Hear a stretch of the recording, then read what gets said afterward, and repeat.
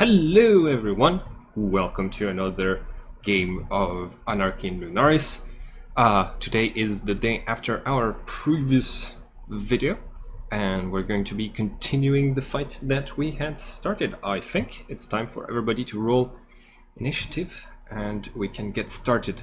Now, in order to make my life a little bit easier, I have given control over the three NPCs that were your allies in this combat to the person who created them, so Tez, and I'm just going to be controlling the Hecatondius for this fight instead. So that's gonna make my life a little bit easier. Tez, if you want, you can roll initiative with every single one of them individually instead of what I was doing, or not. It's up to you. You can just roll initiative with Carmina and control all three of them with Carmina, but I think it might be a bit easier, have them more spread out. Hey, why are you moving your character away from this place? Oops. You're trapped. I didn't mean to. It's okay. It happens. Alright. Initiative. Okay. Now it seems... okay. It seems we just need the Cerberus to roll initiative, and we will be good to start. I thought I needed Carmine. I haven't done Carmine. Oh, okay. I'll do the Cerberus real quick then. I got it. Okay, alright. Who is first so far? Oh, it seems the Cerberus is first. Do it! Hit me with the fire, I can take it. Wait. The fire does nothing against that guy. Yeah. Oh, and I thought it did half yeah. damage. Also, the Cerberus has a total of 300 life. Yeah, the Cerberus only lost one head so far. It's 19 life points away from losing the other one and basically having it fall limp and unconscious, but it still has 2 heads.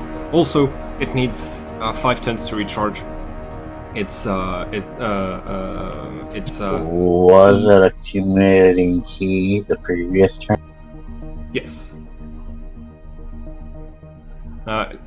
It's been 2 turns since the beginning of the fight. It's been accumulating key for both turns. And did you roll for Carmina as well? Yeah, they're all on there. Okay, cool. Yeah. Okay. So, what does the Cerberus do?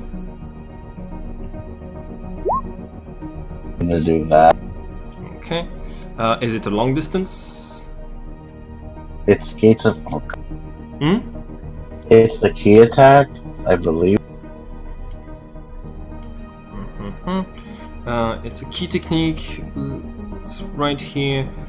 Gates of Hades. It gives a bonus to attack and a trapping. It's not a long distance attack. So I guess I'll move for it. Okay. So you are charging the Sigma. I want to use my wings this turn, so I am not going to defend. So I'm not going to be using the shield. Sorry, just for saying it before it come to the MF's turn, but the MF's declared 2 attacks.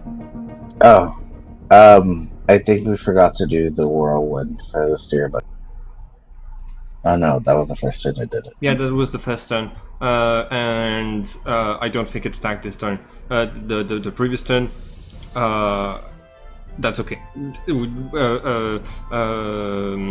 Like there's a bunch of things that I remember that I had forgotten during the fight as we in the session since. So like I think it's best if we just keep moving, and we can say that this that the Stribog was just turning around and is going to be able to attack again this turn.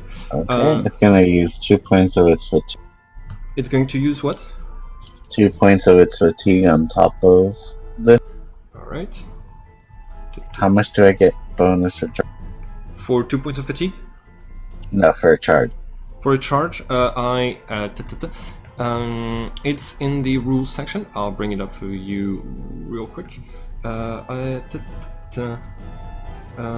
So charging, you get a +10 attack, but your defense is -20 if you're dodging, -10 if you're blocking. I think the Cerberus dodge, so it's a -20. Okay.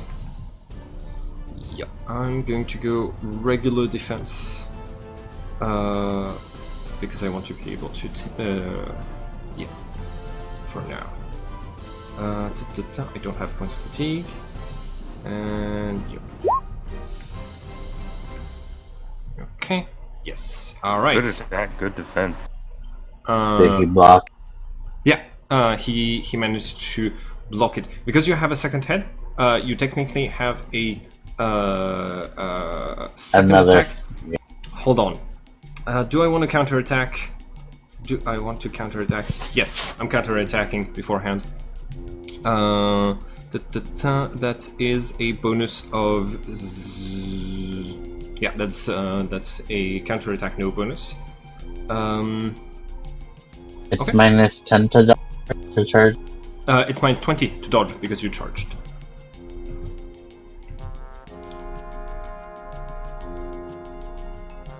Okay. Do you have 18? It does. Do you have? It does not have armor. It does not have armor. Okay, so I'm doing 50% of my weapon's damage, and I do believe the claws do 85. That means you take 42 points of damage, and you're put on defensive, so you are unable to perform your second attack. Okay, it's the Hecatondius' turn. He is going to start crushing Walter with his two tails. Walter, can you roll? I think it's Roland, yeah. Strength for Constitution. How much damage was? How much damage did you take? You took 42 points of damage. Ooh, nice. Okay. Lucky. All right. Okay. I also technically get +5 because of my impact armor class. Okay. Wait, really? Yeah. Yeah, every point of impact armor helps prevent crushing. Every 2 points of armor. It might be 2. I'll check that real quick. Okay, hold on. No, it's I've got it right here. Yeah. Okay. Mangle. Once an opponent is trapped by one of the tails, at least partially immobilized, which you are, I can start squeezing, forcing you to make an opposed check against strength 14 or 16 because I've got 2 tails on you. At the start of each turn, you get a +1 on your strength check for every 2 points of AT you have against impact. So you get a +2, and for each point by which you failed the check, you take 10 points of damage. All right. That is actually slightly different than regular crushing, so that's cool. It has special crushing. Oh yeah, it has special crushing. And it's 16. All right. Ooh. Well, actually, hey, I'm okay. It actually gets 18 because it's so much stronger than. Yes, it actually gets like 18, which would have brought me to 19. So you are fine. You survived. Okay. Does that let him get out? Or is that still... No, that just lets me not die. Yeah. So basically, your armor protects you and protects you, but you can feel basically it's starting to, like, it still is starting to like squeeze you, and you can hear the metal of your armor bending, but apart from like stopping you from breathing very well, it's not that bad. You don't take any damage. Dragon claws. I could hold my breath for a real long time. All right. And as my last action, I am going to take flight. I have a move because I didn't use my wings to defend against the Cerberus. I am able to take flight. I have a flight value of, I believe, 14, which I believe is 400 feet. I need to check that real quick. And so basically, yeah, it expands its wings. and you can see a little bit of the fire from its core just coming out of all of the little tips of its wings, of the metallic feathers, just like jet fumes at the tips, and it's just going to take flight. It has no problem at all carrying Walter despite his weight, because the Sigma has incredible strength, and is going to rise up in the sky high towards the ship that is flying over Crankfort, and Walter, you even pass. You're even getting close to the manor of the what are they called? The Hingam at the top of the blood pit, and yeah, you can see the battle is still taking place in the sky. There's undead creatures being sent to fight against the ship, robots versus undead, and it is pretty terrifying. So, with a movement value of It's 500. yeah, 500 feet. Okay. So you are being dropped from the maximum distance. Avelby. You are going to reach terminal velocity because it's just you hear a little voice in Nepranus coming from it saying, dropping someone from here will make them reach terminal velocity. And the Sigma turns towards you, has a sort of mechanical chuckle, and it's just going to let go of you as it keeps flying higher. I will not use jump like I had thought I might. That Yeah. would make it a Zen check. Yes, it's actually wiser to use acrobatics. So yeah, you start to fall. Anybody who has 50 points of initiative less than the Sigma, which means everybody, which means Van, Shadow, and the Stribog Demon have the opportunity to try to do something about Walter falling before he hits the ground. Does the Stribog, Van, or Shadow do something to try to stop the deadly fall before I make Avelby Well, the roll? Steerbug can't fly, so I would assume Vaughn has. Sorry? Oh yeah, the Stribog. Yeah, He because can't fly, so I have to do. all right. Can I land on the still swirling whirlwind?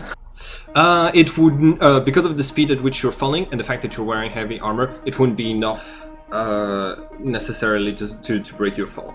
Gotcha. It's not a very reliable way to reach the ground safely. So Vaughn, I assume since this is the Ice Maiden's killer / Vitala, it will not help me save Walter. Not in this case, no. Nope. I will just try to teleport. Okay. Where do you want to teleport Walter? That's important. Back onto the Sigma, onto the ground. Back onto the ground. Okay. Yeah. So is your potential sufficient to teleport him and his armor safely, or not? I can teleport him alone, probably, and then if it's stuck. Unfortunately, there is no, like, I thought that would be really funny, but the jump between being able to teleport him and not being able to teleport him is tremendous. You could teleport to him with all of his armor. Yeah. With that jump. So, okay, how much do you weigh? I think we discovered that with the axe I'm now carrying, I weigh about 400. Sorry, okay, 400 pounds, and teleportation, Yeah, I can't carry him. Okay, you can? It's I enough? cannot. No, Oh, you. I cannot. Okay, so yeah, you concentrate. You try to teleport him, but he's just too heavy. So he is very probably going to. Yeah. Just die. Yeah. He is very probably going to crash onto the floor. If the spell is passive, can I launch one? Unfortunately, your initiative is not high enough in order to like intervene on time for actions like this. It has to be like 50 points lower to be able to cast spells to interrupt incoming spells and things like this. So Oh no, it's not like that. I meant like I just want to reduce damage on him. yes, that's a passive spell for when attacks happen. You can definitely do that. Yeah, it's more for the damage of the fall. Okay. You're reducing the impact that the Earth has on the body. Yeah, you it cast. won't be much. But, You cast the spell on the ground, and you're going to make the ground cartoony instead of hard. I love it. Okay, so you are using your innate magic, I assume. no, sadly. Okay, that's fine. Yes, falls. Okay, 150 feet. Difficulty is inhuman. So I think it's 320. And you have to roll acrobatics or jump against 440. And the base damage is 160. Avelby, go ahead. Can I spend some fatigue on this? Yes, you can It's spend some technically an athletic, it just sounds funny. Okay, I'm gonna spend 2 points of fatigue and my Also- last destiny point. All right, you're spending your destiny point to give you a plus My last 20. one. Good. I'm Let's glad see. I'm glad we established. I would reduce the damage by 40 then. Okay. So Oh, it's, that's really nice. it's base damage 120. Okay. I rolled my 50 and I get let's see, I reduced the Okay. fall by 50 more because of my impact armor. So Oh yeah. So that is okay. Hold on. 320. No, yeah, you got it. yeah, So that is 140% damage. 140 times 120 damage. Yeah. So you take 168 points of damage, crashing back into the ground at the bottom of the tower. Fortunately, your friend was here to slow the impact of the ground, and you could feel Vand trying to teleport you away from your deadly trajectory, but you still slam really hard. I assume that's going to be a critical 160. Nope. I'm fine. Oh, you're a Vitala. You're immune to criticals. No, I'm not immune to criticals. That wasn't half of my health. That wasn't half of your health? No. Okay. I hate that. That was 160. What? 168 points of damage. Okay, I have 192 points left. Wow. Okay. That's it. So for- he, if I may, he collides with the ground. There's a big spray of debris and dirt and rock, and he's probably like fully imprinted into the like softened earth for a while, and then just peeks his head out slowly, like cracking his neck, and then we'll next turn stand up. Okay. Wow, that's impressive. Very anime. All right. The doors of the blood pit have been burst open, and now that the most terrifying one of the monsters that is fighting right outside the pit is gone, you can see a couple of the prisoners that are inside starting to flee. A lot of them have weapons, pieces of armor, and yeah, basically the prisoners that you came here to rescue are making their way out. Amongst one of them, Shadow, you are going to recognize someone very important to the Duxarist army. It's the Marshal Ira Inokenti. And I believe your character would definitely know this this dark elf from reputation. Does not have his usual sniper with him, but he does have the breathing mask, and yeah, he's making his way out of the door. He'd probably have something like a crossbow from the blood pits, and yeah, he's stumbling out of there along with some of the other prisoners. But you notice this one in particular. What does Shadow do on your initiative?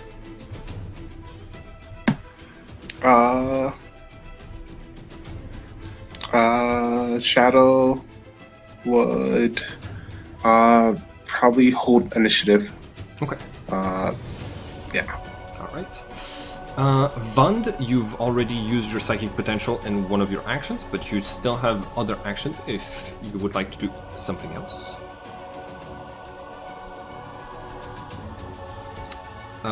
Fernando?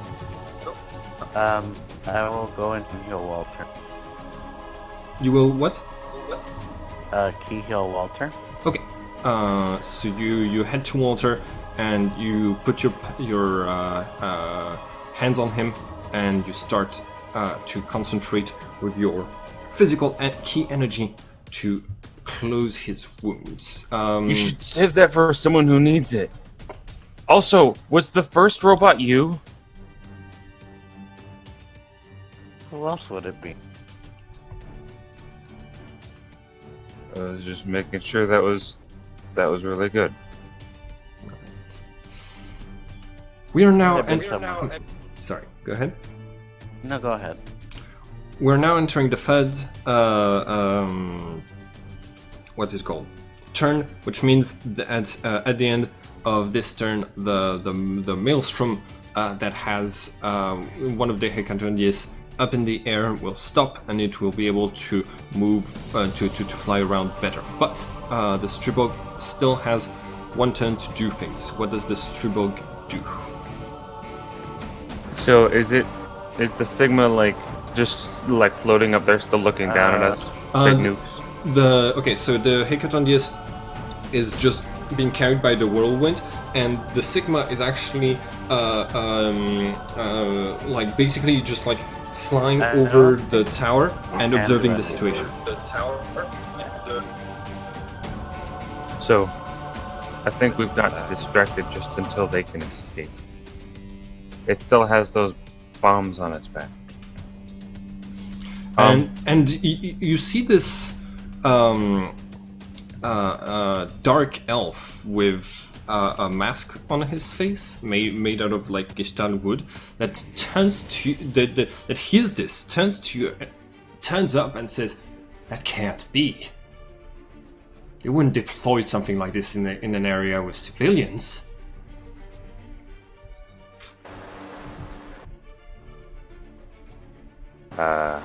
I'm gonna say, Shadow's still hiding? Shadow's still hiding. Okay. No, I was asking him if he was like, if he had any plans to come out for the person. And that's a no. No. He. Okay. Okay. Make sure that I would be able to act and not impede something you wanted to do. He was gonna say, what is that thing? It's one. It's one of the most powerful robots in the Dalcreed nation. It's called the Hecatondies Sigma, and those bombs, they're city-destroying bombs. But I don't think the army would never do something like this here. Why would it be in the middle of the city if it could destroy it from far away? It has to be on a mission for something. Vitala, like he turns to you and he says, "Get as many civilians away from here as possible," and he's gonna like start running away You don't know exactly where this dark elf is heading, but he seems to have some sort of vague idea of a plan. Carmina, can we give any of the slower civilians a ride on the Stribog? Yeah. Carmina, who's still hovering her head, she hears this. She says, "Yes, but destroying that robot is probably our best way of avoiding having to deal with the bombs at all." Didn't sound like they would go off. All right. Unless it found what it was looking for. Okay, sorry, go ahead. That's gonna be enough chit-chat for a single turn of 3 seconds. I know we're in anime time technically, but It's fine. what does the Stribog do? Tez? I can't hear you, Tez.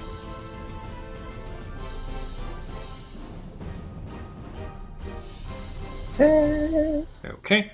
We're gonna hold the action for the Stribog. Lug, you've already cast a spell. Is there anything else you want to do with? Yeah. So if I don't do that, I will have penalties. So Lug is gonna find some cover to not be seen by both Iket and DS. Okay.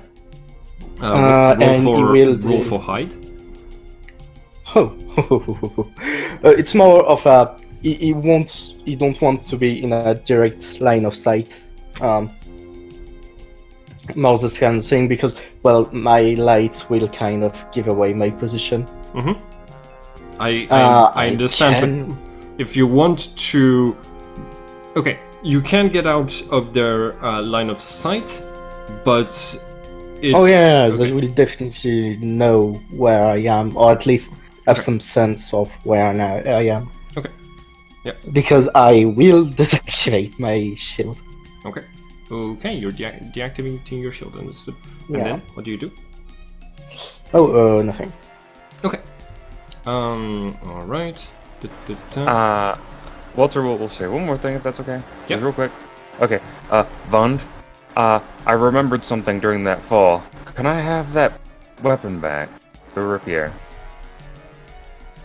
Oh yeah, you leveled up while you were falling to the ground. Technically, that level up saved me from the critical too. Those extra 30 hit points. Oh, nice. That would have been a pretty difficult critical. But yes, Tez, Ron, can I have that back? I'm sorry. He's still not responding, so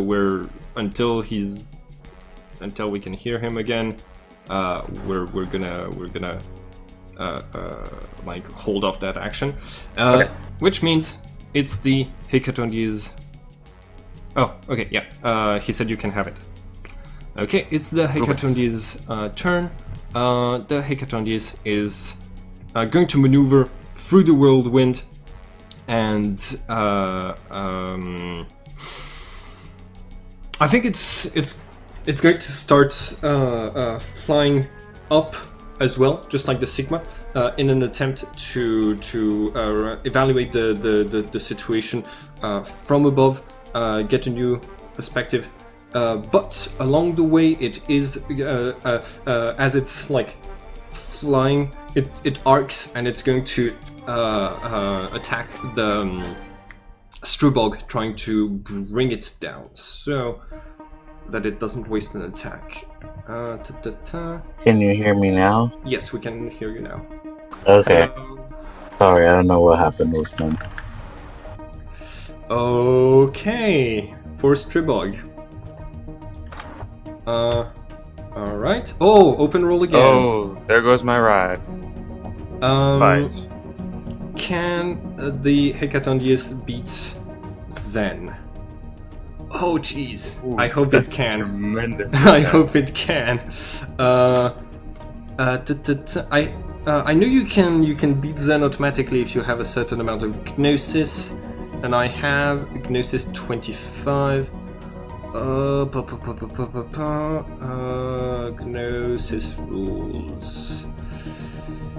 Okay, who took care of putting the stats in the Hecatonius?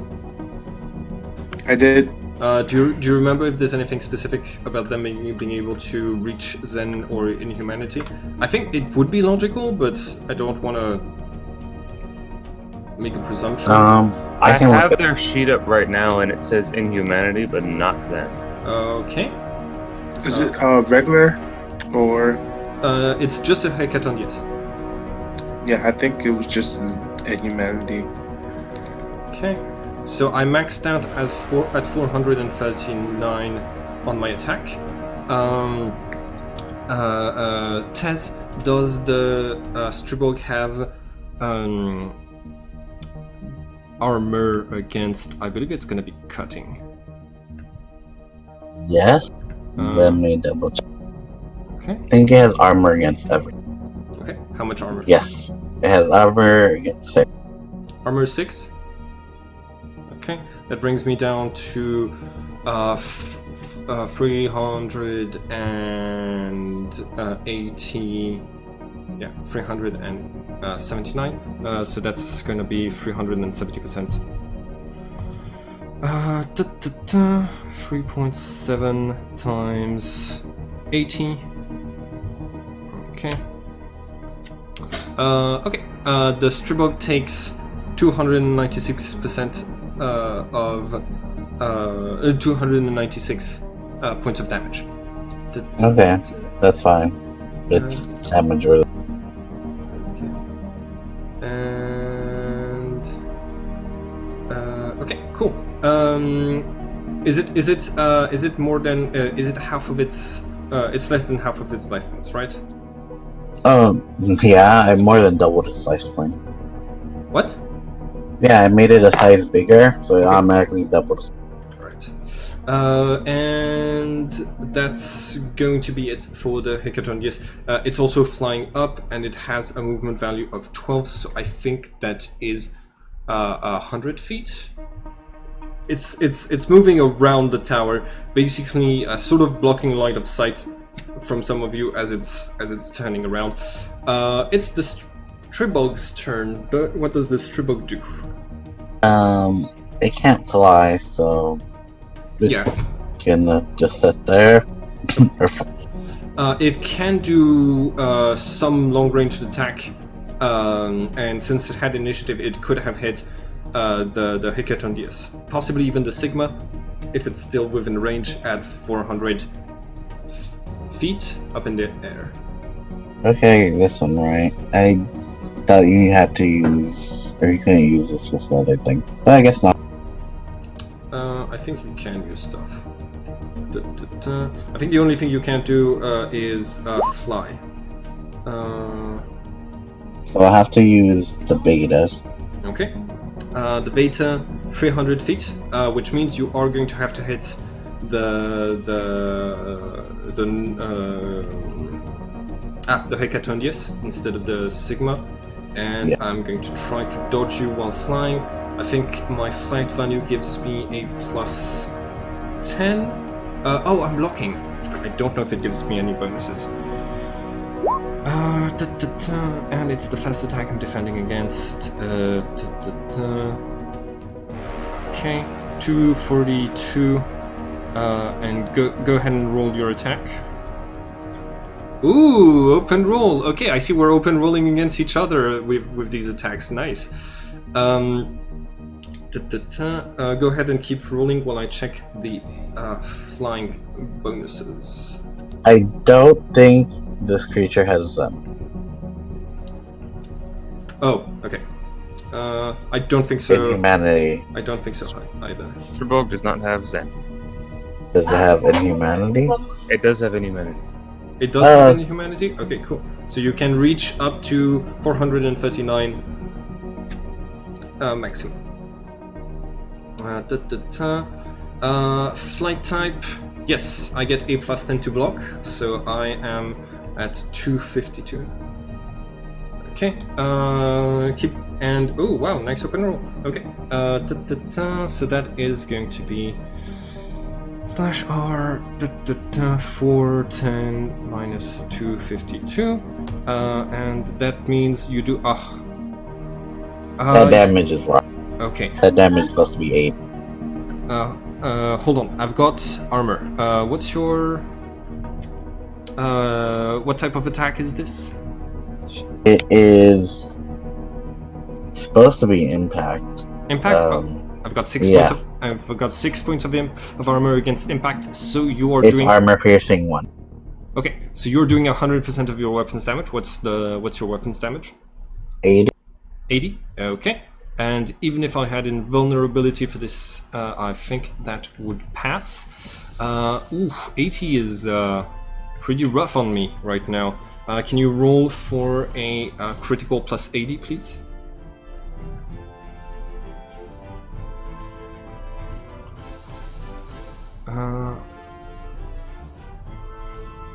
Okay. I fail by 19 points, so I'm going to take a 19-point penalty to all of my actions. And then you get the impact of 10. Oh, okay. Impact of 10. I'm gonna go with my strength, so go ahead and roll plus 10. Which I don't think you're gonna pass unless you roll a 10.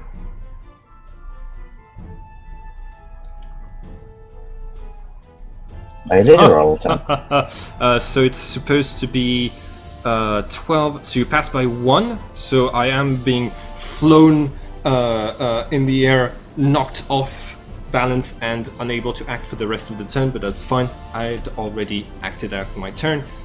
Walter, it's your turn. I've technically taken an attack from the ground. You didn't roll. You didn't get the opportunity to roll defense against the ground. Your acrobatics check to try to catch your fall was technically an action, but you're not exactly on the defensive. You can act. Okay. Well, like, he has his saber in his hand now, and he's looking around. He can't fly. Strabo grounded. So he's going to heft his battle mace and heave it at the floating Hekatondes. Okay. What kind of penalty should I get for trying to throw a non-throwable weapon? I'm gonna look that up.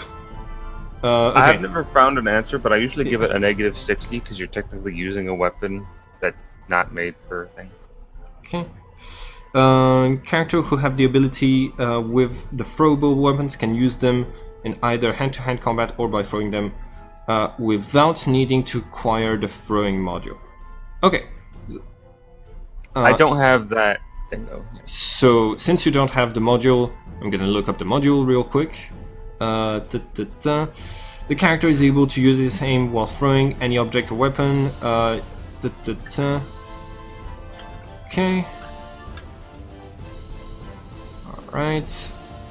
So I'm gonna give you a -60. It's a different class or unarmed, I suppose. You're trying to throw your mace? Yeah, my battle mace. Yeah, I think -60 is fair. You're gonna have to use the other penalties for throwing to take into account. So like the fact that it's flying at speed 12 and things like this. So I have moved 160 feet away from you.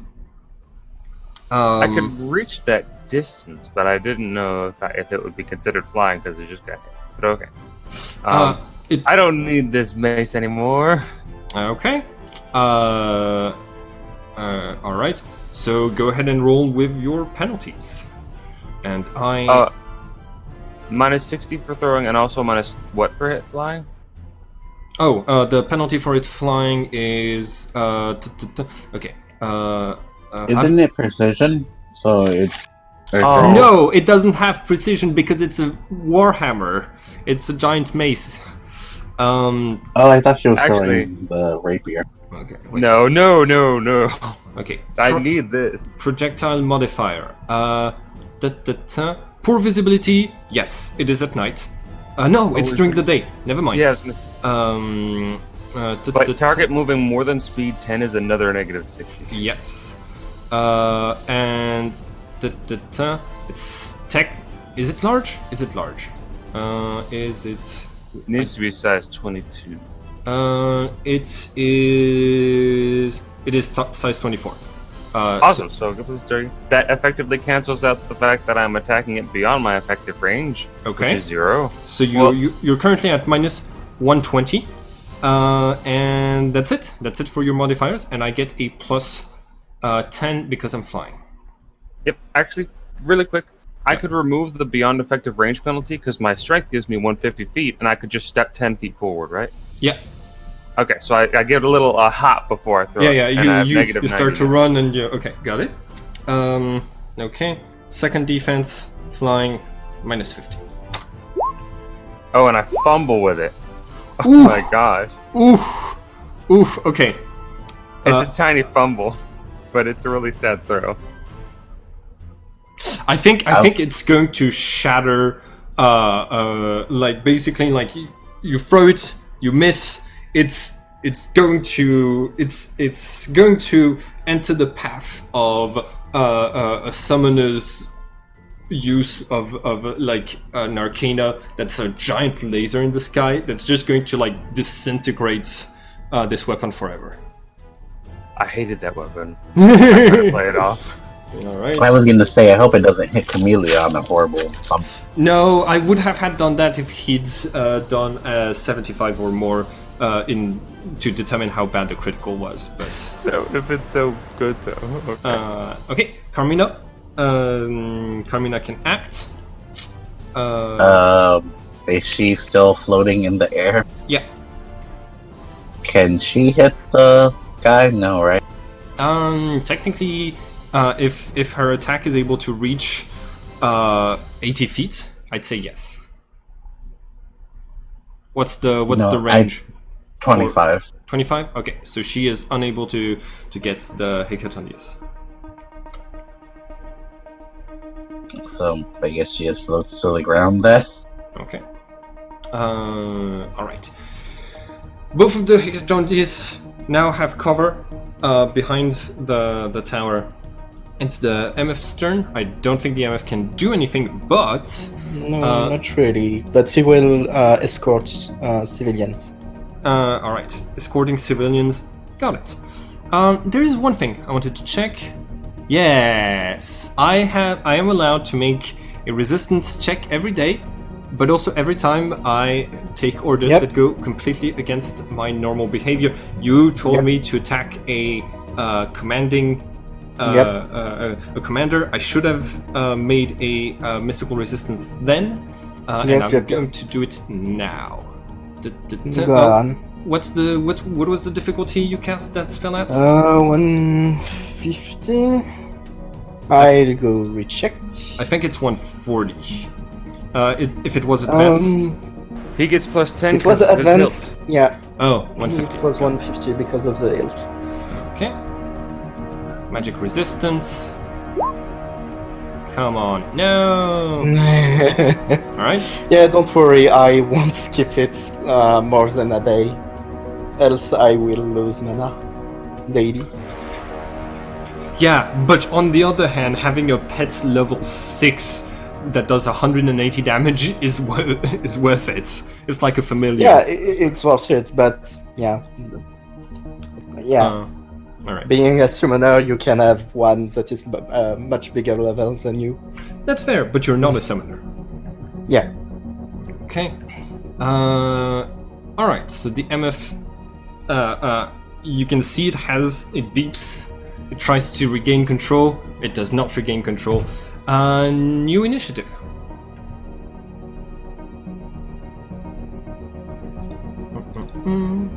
Okay. Oh, I Shadow, want to- you... Yeah, Yeah, I just want to continue accumulating. Okay. And to concentrate. okay, so you're preparing to use a psychic power as well? Maybe. Okay. Yep. You need to tell me which power you're concentrating on, but since you only have one power, it's not going to be that much of problem. Okay, I've rolled initiative for these. I'm gonna roll initiative for.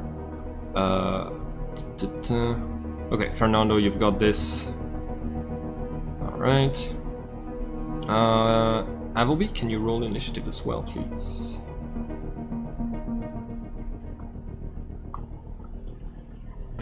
Yeah. Ooh, With the hold on, I gotta remake my blood. 261. Okay, that's the end of that open roll because it's a 90 after the first roll. So you got. I rolled for you, Fernando, for your open roll. It's you get 351 for The Cerberus. the Cerberus. Oh yeah, great. Yeah. Cerberus is on fire! Yeah, Cerberus is on fire. He's ready to attack creatures that are not within range at all. And Appleby is 113, which places you exactly at the same place in the initiative order as you were before. Okay, Cerberus. What does the Cerberus do? It will accumulate key stuff. Okay. What does the Stribog do? It can fly now, right? Yes, you can fly again. It will fly up and does it have enough movement to it'll fly closer and do the same. What's its movement value? What's its flight value? 12.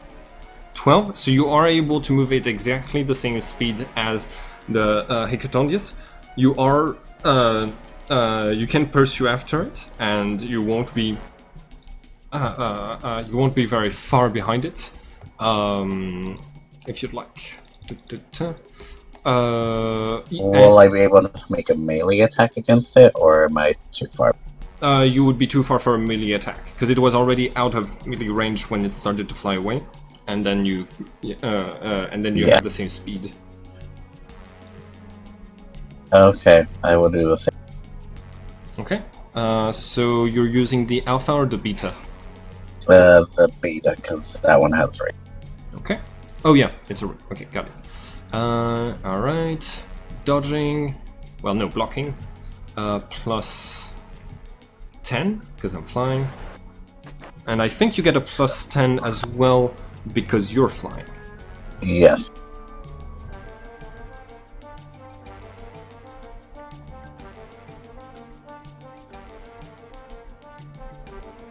Go ahead and click attack.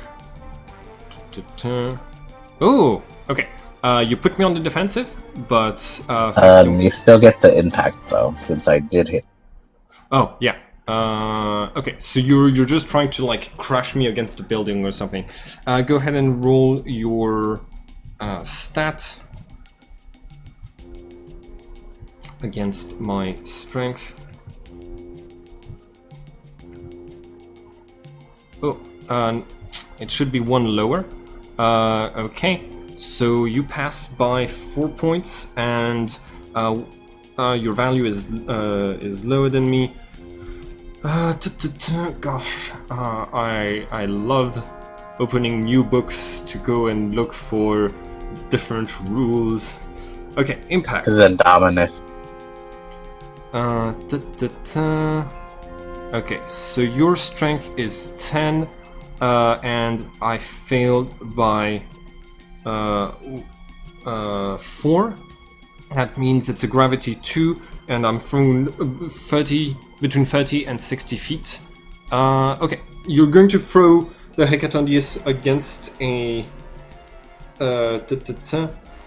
against a building, but gravity 2 with my armor is not something I need to worry about at all.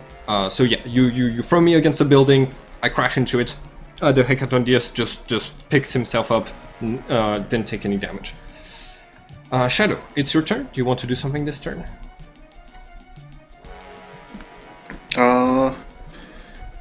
Shadow will hold and see if Camilla drops to the ground.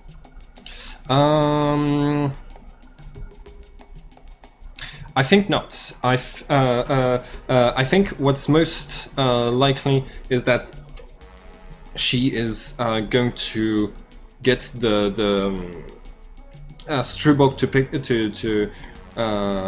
pick her up or something. I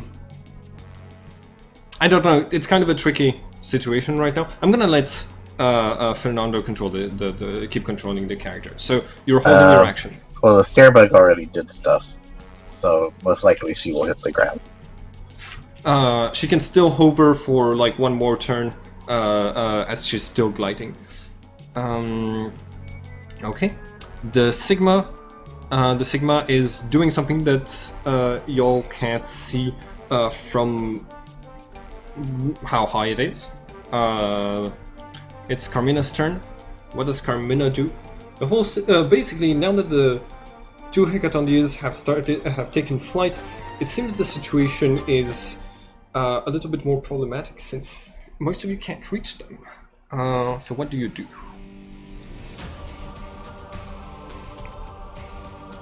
Bond will concentrate. No, I meant teleport. Okay. What is Carmina doing? I'm guessing she's just gonna float down again because she can't really do anything right now. Okay, that's fair. So you're going to regroup with the rest. So she lands next to her Cerberus for added security. Okay. Lug, it's your turn. You've dropped your shield. What do you do? So I'm going to immediately cast a new shield on me. Okay. And I'm going to get out of my hideout, sort of hideout, and I will try to guide the crowd of people to something that I think is a safe place. All right. Do I know somewhere, or yeah. Else I would try to get them as close to the exits as I can. Okay. So you can.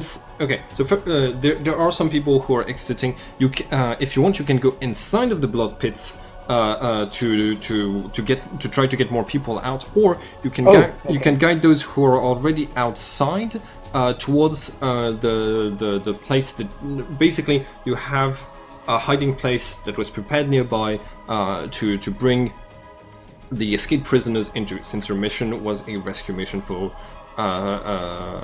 those prisoners. You can start guiding them in the right direction. Of course, not all of the people who are escaping are members of the resistance, but they would probably all hate Vitala. I'm gonna ask that you do a persuasion or leadership test. I think leadership would be more would work better, but yeah, it's either going to be a leadership test with a difficulty of 80 or a persuasion difficulty 120. It's up to you. Okay, I pass automatically the leadership one. Okay. Oh, nice, and you rolled 100. Okay. Yes. So yeah, Lug comes out, shining brightly, and... I'm going full bright for this. Okay. All right. Yeah. There are Vitalas in that crowd, maybe. There are some Vitala political prisoners that are getting out of there and seeing this shiny human who's like, come over here and come to safety. And yes, almost everyone is going to follow you. And yeah, you give them very clear instructions to get to the hiding place,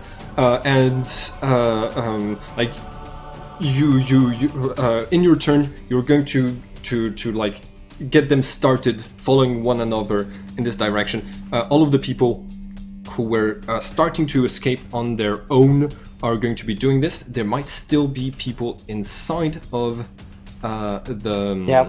inside of the place, but I will order the MS to go and free people. Okay. And break stuff. All right. But And not break people. All right. It's for the things that it does not really go against its very nature. It's still undamaging Vetalas property Technically, and attacking the city and causing chaos, more or Right. less. So But if you want to roll for it, I won't say. Okay. Humanoids are not the only things that are escaping through the front door. There are also some supernatural creatures who will also have grudges against the Vitala. You see a Sphinx escaping. You see a few different people, a few different creatures escaping. But noticeably, you are going to see a very rare creature wearing a scythe, carrying a scythe, who is going to get out of there. It's a Valkyrie, a woman who is half skeleton, half living, breathing human, and Oh, she's basically most the creatures themselves, most of them are going to just run away towards the wilderness or like through the city. So the Valkyrie is also going to do that. While that's going on, Vond will be yelling, "You've been saved by the Resistance. Rise up against the Vatala." Nice. But also, we need to save people from the things attacking the city. And Walter doesn't yell that at them, he just says that to Vaughn. Alright. Everybody who's on the ground, make a notice check. Difficulty of 140. Should I do it? Or Yes. I would be in the sky, but not really. You're close enough that you might be able to hear it. Okay. Okay, so notice. Yeah.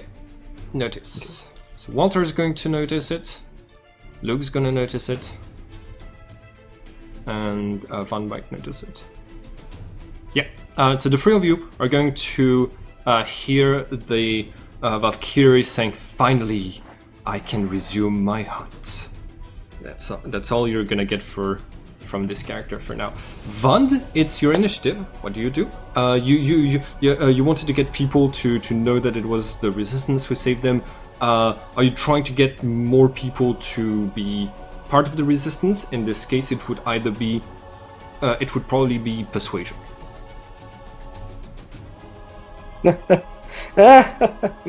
Sorry. Well, Vaughn has only intimidate, and oh no, I put 20 into persuasion, or 10 into persuasion. Okay, go ahead and make your roll.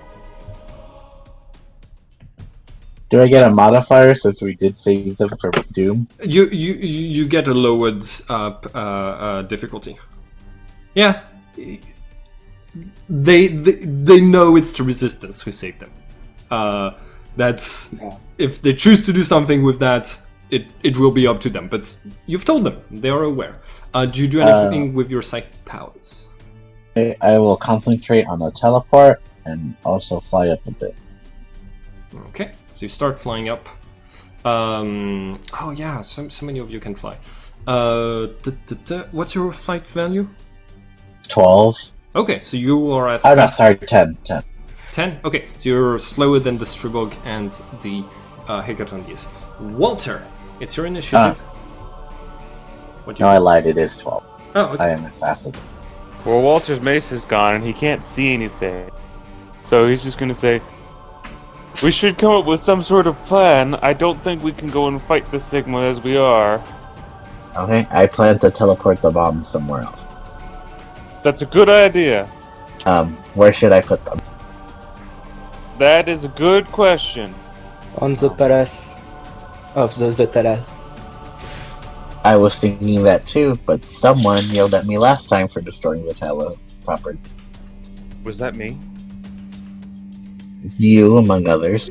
Okay, so many things have changed. No, hold on, there's gotta be somewhere better.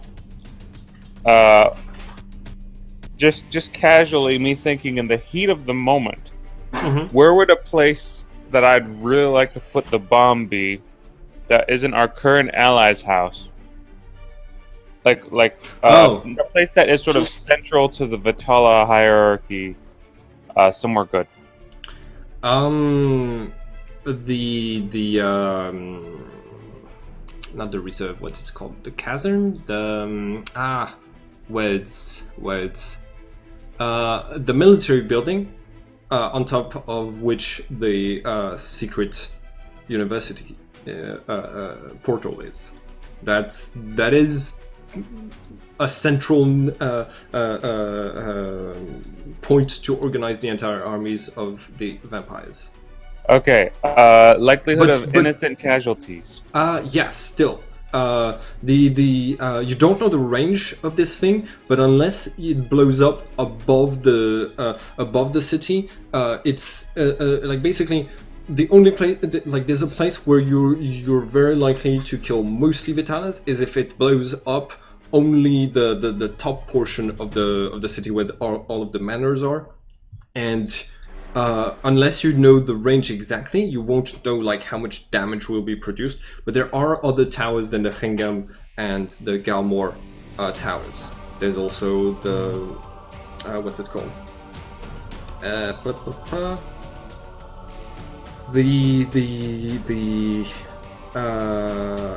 Vladsburg house. Vladsburg house and things like this.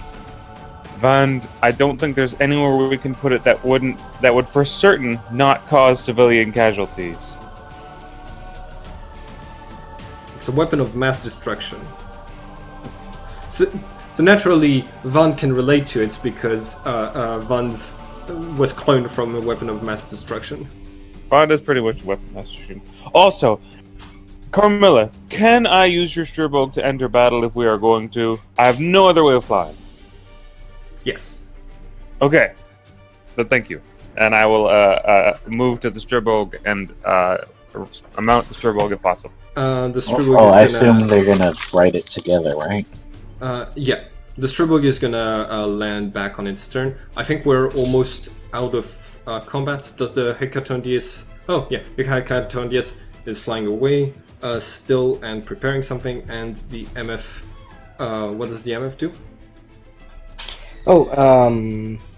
Yeah, he goes inside and does what I told him to do. Okay. Can I force him to speak or not?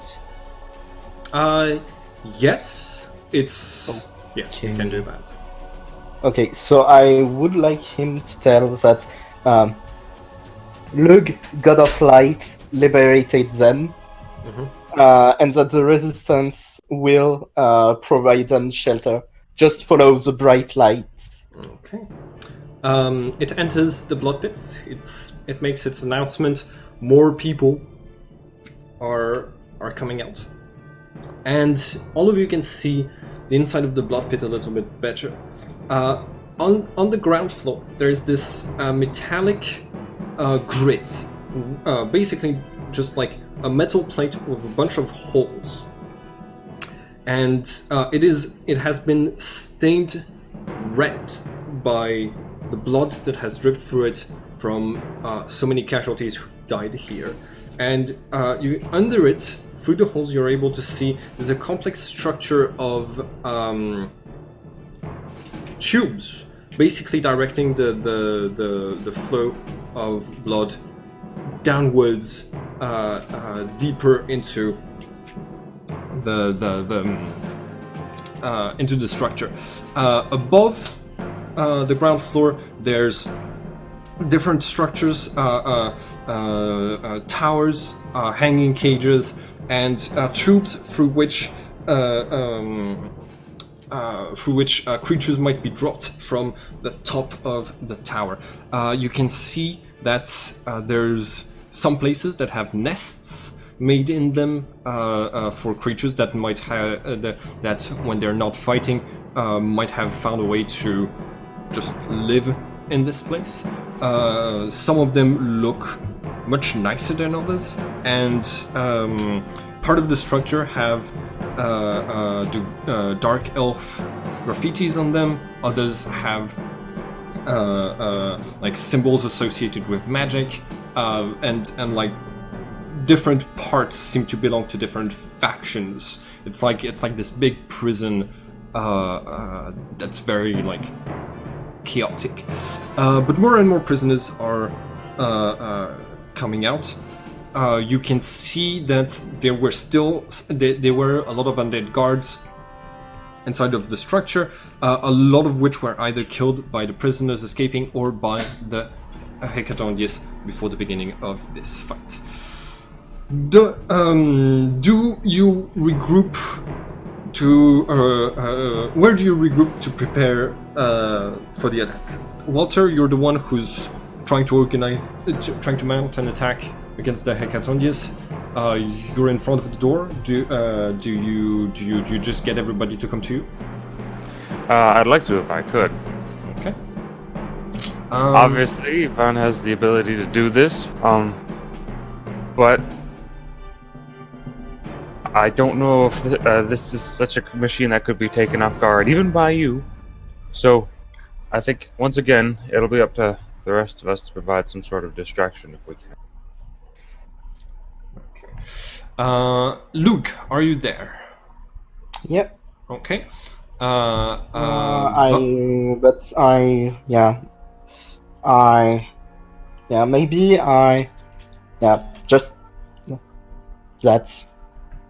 Just so I know before I do something that I will regret or not. Technically, no. Technically, no. Okay. Yeah. Okay. So you were going to send the MF on a quest to attack the tower from the inside. It's basically just continuing its original mission at this point, except that it's not attacking places where artifacts are made, but summoners. Also part of the chain to make artifacts. So, yeah.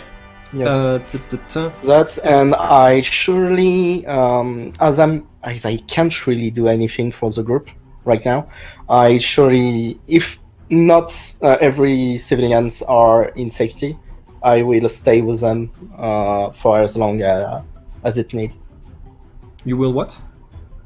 I will stay with the civilians for as long as they need it. Okay, it will take you a little bit of time to get them all to safety. So we can say that you're doing that in the background, and if you see something that's pretty drastic, we can bring that's happening at the tower. We can bring you back in the action.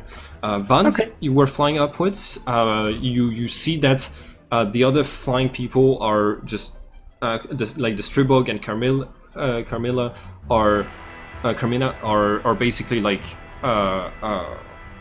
coming down, starting to prepare to mount a new attack. Do you stay in the sky? Do you come back down? No, I will stay there and keep concentrating for at least a minute. Okay, so you start to concentrate. I started last time, yeah. How many feet away from the rest of the group are you? So a quarter movement of whatever I want, because it's concentrating. Okay. Flight value 12. Your quarter movement would be a fourth of 160 feet, which is going to be 40 feet. 40 feet, yeah. You're 40 feet in the air. Okay. Yeah, and you're concentrating. Okay. Walter, you've got half of your group with you, and Carmina, and you have no sight on your enemy. What do you do? Well, he looks around. Shadow's not there. I guess he really ran away. Anyways, we'll do what we can, I guess. Do I hear this? Because I can yell, "He's over there!" Because I know where he's. I say that, I don't whisper this. Yeah. I know where he is because of area scanning. You'd need him to make a psychic resistance check, and because he has key concealment, he's going to get some bonuses to that. Okay. He took key concealment just to be able to avoid those types of detections. Yeah, what's the psychic resistance check that has to be done? Sorry, I was on the wrong. That's okay. 200. Okay, 200. Yeah, can you make a psychic resistance check with the bonuses from... okay, you pass. Wow. You are not detected by... yeah, you rolled a 7, and you just needed to roll 5 or higher not to be detected by her. So you're good. Okay. I guess he ran away then. Still, I suppose we should get airborne. Vond, I don't know if you're listening to... now, Carmina is on the Stribog next to him, or is she floating of her own power? She is, she can only glide on her own power, so she is basically climbing onto the Stribog. Okay. And the Cerberus is... Yeah, the Cerberus is going to be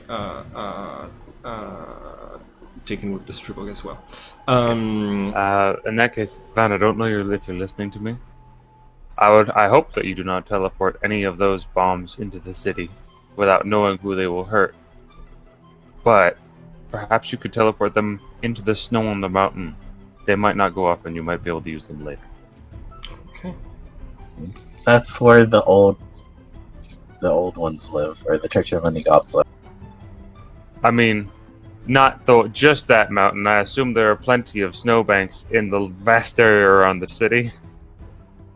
Is this true or just on the mountain? Yeah. There's a lot of places around the mountain to where bombs could be teleported. You don't know the also, details. I'm pretty of that sure one, but that. yeah. Go I ahead. was gonna say. Also, I don't think your necklace would ever forgive you if you blew up the mountain. So that was my bad. Not the mountain. Near the mountain on a snowbank. All right. Everyone, roll for defense. Woo! Are we surprised? I don't think you are, but I don't think you see.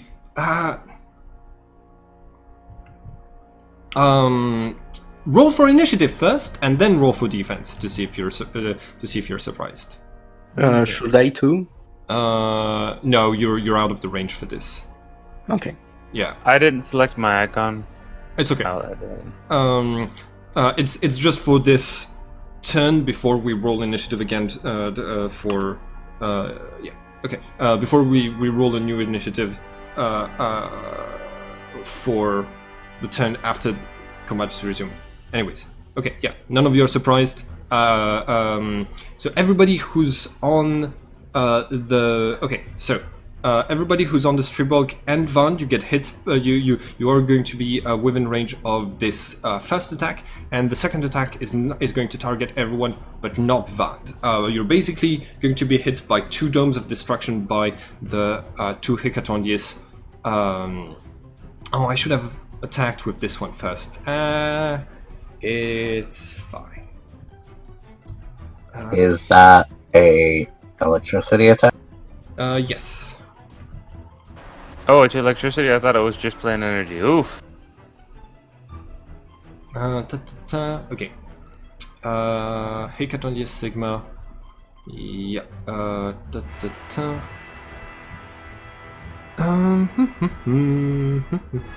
No, it is energy type. Sorry. Well, that's bad for Vaughn. Good for me. I'm gonna die. All right. Radius 60 feet, so I hit all of. So I hit basically Van and the other ones. Dome of Destruction. Blah blah blah. Concentrate. Blah blah blah. Yes, it consumes an energy charge. Okay, yeah, it's good. Damage is 90. So, okay. Fernando, can you also roll for Carmina to defend, and Cerberus to defend, and the Stribog to just tank the damage because it's energy based. Okay, 90 energy. Damage is 90, no armor penetration. Everybody please calculate the damage that it does to you. Because I'm gonna need to be doing the Hecatondius' attack. What was the attack? Well, I rolled. I hold 383. Quick question, and I know that we started doing something different. I didn't know if we are. Are we adding the 20 for absorption, or is that only when we do not have armor? Yeah, it's only when you have like 1 or 2 points of armor or 0 points of armor that you get absorption according to the usual rules. That's what I'm doing. Gotcha. All right. So yeah, 383. Okay, and next attack. I've been aiming. Still have my penalties. Oh no, wait. It was a small thing. I've recovered the penalties by now. All right, good. Okay. And aiming and flying give me this. Should I get other? I don't think so. Okay. And new attack, 314. It gets everyone except Vund with a damage of. I'm still calculating all the damages. Okay. Yeah. With a damage of 80, also energy type. I used electricity type earlier. I was. Oh, Vond wrong. is dying. Oh, Vand is dying? Okay. A critical of 100. You took 153 damage? That is correct. Do you fall from the sky? Probably, yes. You said. I did say I was going over to Vaughn. I don't suppose I could just reach out and catch it. Well, Vand is 40 feet in the air right now. Well, I was on the stribog, is what I figured. Oh, okay. I get on the stribog, like ask her to float over to Vaughn so I could whisper things, and then the thing was. It's physical resistance to Actually, yes. critical. Physical resistance against a difficulty of 182. Also, I was thinking that. I don't think I said that, so forget that. Okay. Van, did you take? If you didn't have armor, you had 2 points of. You had absorption. No, wait, no absorption. Wait, no. It's absorption is only when you roll. Yeah, when the difference is between 10 and 20, if I remember correctly. Never mind. Yeah.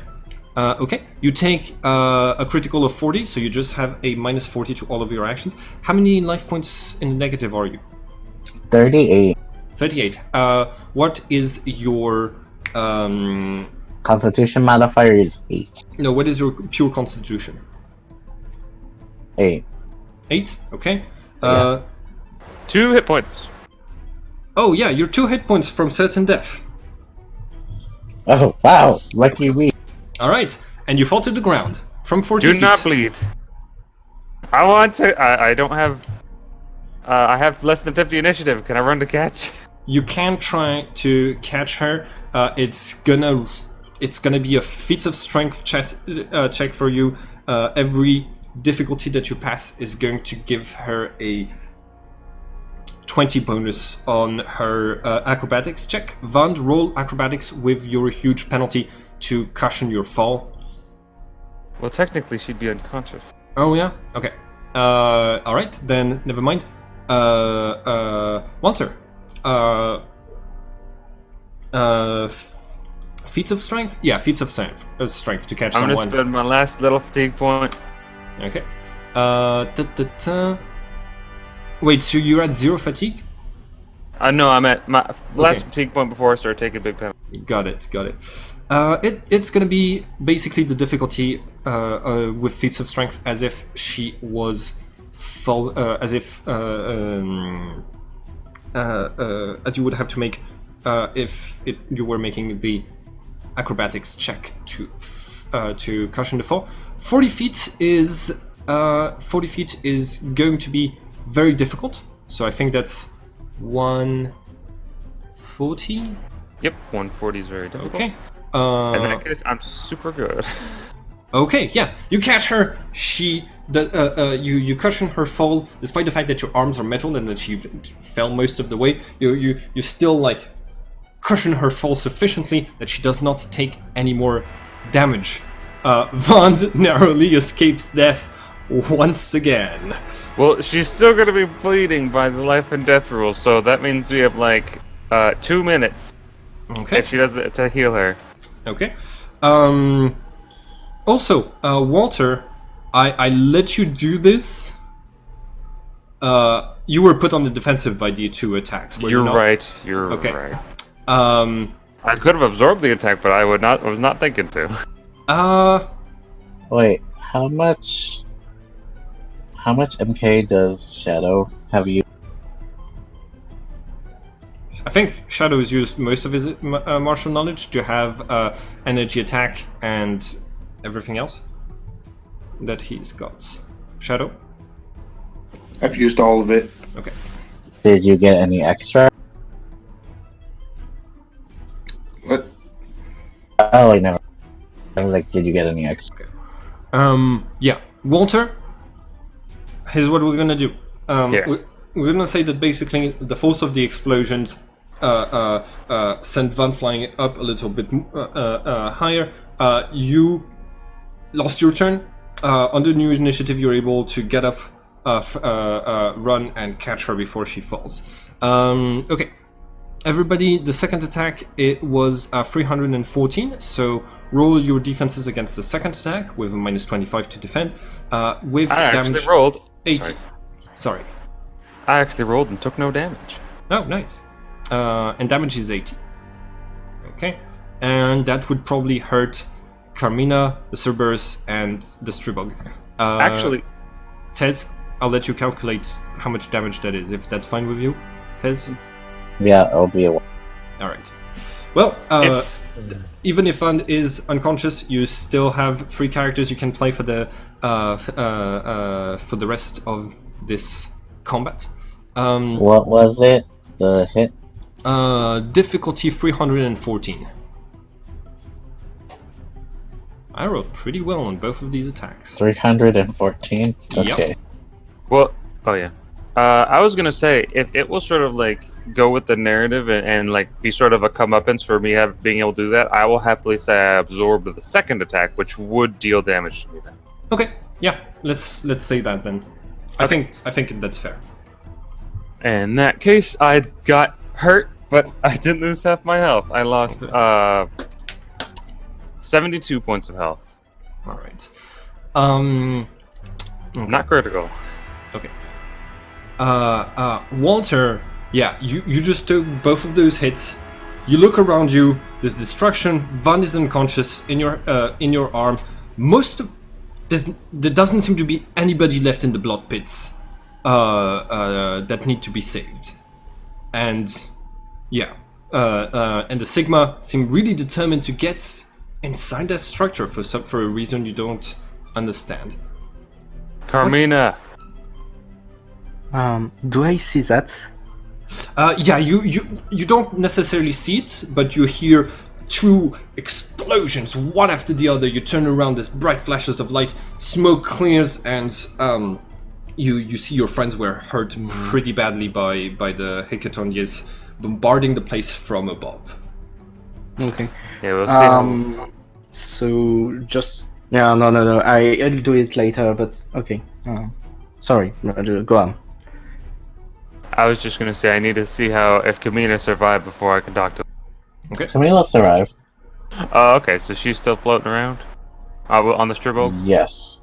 Okay. I think you didn't really take off. You didn't you were preparing to take off, and then you were hit by the 2 attacks. Yeah. But if Carmina's alive and I can speak to her, I will. However, she is now on the ground from the sounds of it. Yeah. How much damage did the Stribog take?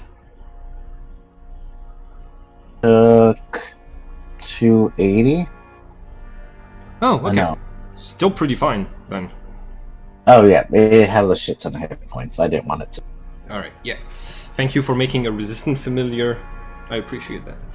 Yeah. She's still alive. I have to see how much server it is, because I can't see it under every.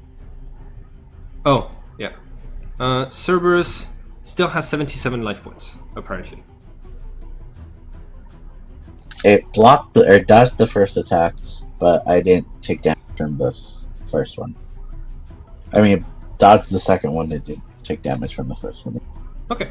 Oh, pretty good considering it's the lowest level creature in this fight, I think. Okay. Yeah, Walter, what do you say? I was just saying, Carmina. I think all we'll be able to do is you should try to get your family and whoever you can out.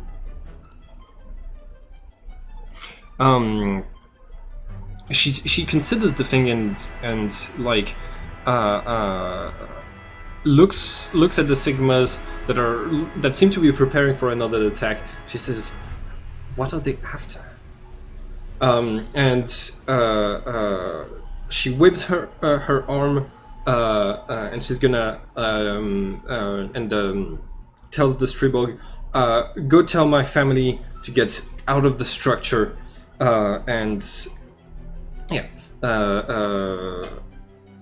Cerberus, come with me. And basically, like, she jumps onto the Cerberus, and they're going to run away. Okay, and Walter himself is immediately looking for Lose Light. Oh, Cerberus barely lives. Cerberus barely lives? Okay. Cerberus has 14 health. Okay, well, still Is has that a one... critical? Still... Oh, yeah, it's a critical. Do you go ahead and roll physical resistance? What was the damage? 63? Oh, wait, no. Woo! No. Exploded. 1d100 plus 63. It's fine. Yeah, I've got penalties to actions, but it's not enough to stop me from running away with Carmina on my back. Yeah. Okay. Technically, Shadow. it's plus 20 all action bonus now, doesn't it? Go on. Shadow, I'm going to roll. There's 3 streets. If I roll a 3, she's heading towards the street that you're in. No, she's heading in the opposite direction from where you are. So she's heading towards where Lug is instead. Okay. So now I'm Liv will heading try that to way kill him. too. You head this way too? Yep. Okay. What's... This is perfect. Okay. What is the movement? Actually, can I use the fire, the psychic ability I was holding? Yes, you can. You've been able to accumulate to concentrate for 3 turns, giving you a plus 20 to your potential. What is your power? Oh, fireball. Yeah, it's pretty much fireball. Immolate? Oh yeah, immolate. Yeah, it's a fireball. Okay, so you have a plus 20 to your potential. Go ahead and roll potential, and then if you pass, roll for projection. Walter, are you going in the same direction? Yes, he is trying to see. He's looking around for Lose Light, and if you could see it, all that. For what? Lose Light. The light emanating from Luke. Oh, Yeah. Lug's light. Okay, got it.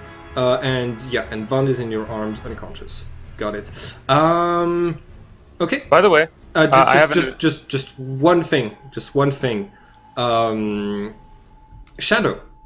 Ooh, no, that's good. Shadow, I have a question. Yes. You can, if you want, aim the fireball to the side to try to hit just the Cerberus and Carmina, but you will take a minus 20 penalty to do so, or risk hitting Walter and Vand, have Walter and Vand in the AOE of your fireball. And Not me? Yes. I will try to not hit them. Okay. So you take a minus 20 to your aiming, 50-foot radius, damage 60. They are both.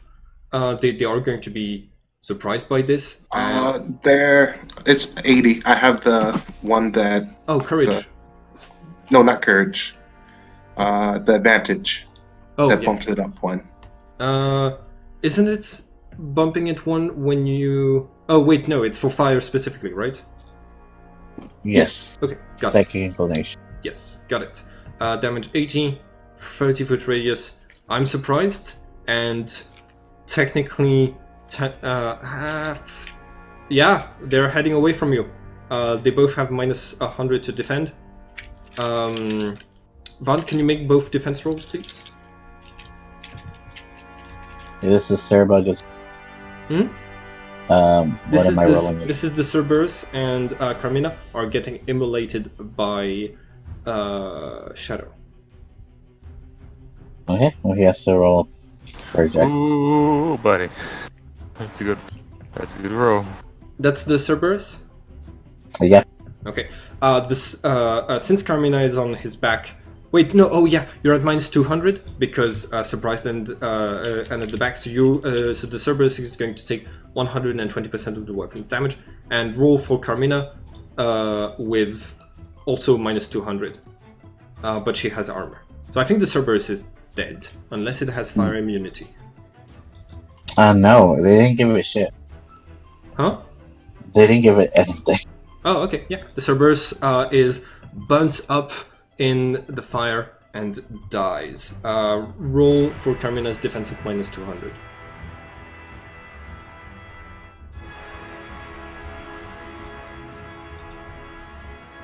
No, you put minus 200 in the fatigue section.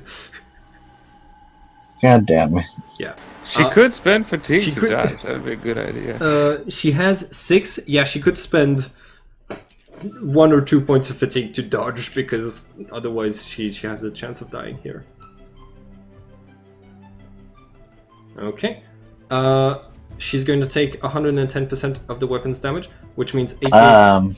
She has armor. Yeah, how much armor does she have against heat? 3. 3, okay. Brings it down to 80%. 80% of 80 is 56.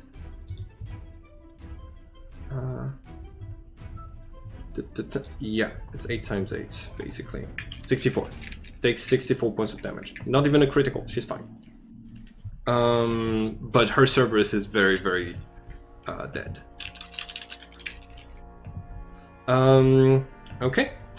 I guess roll for initiative because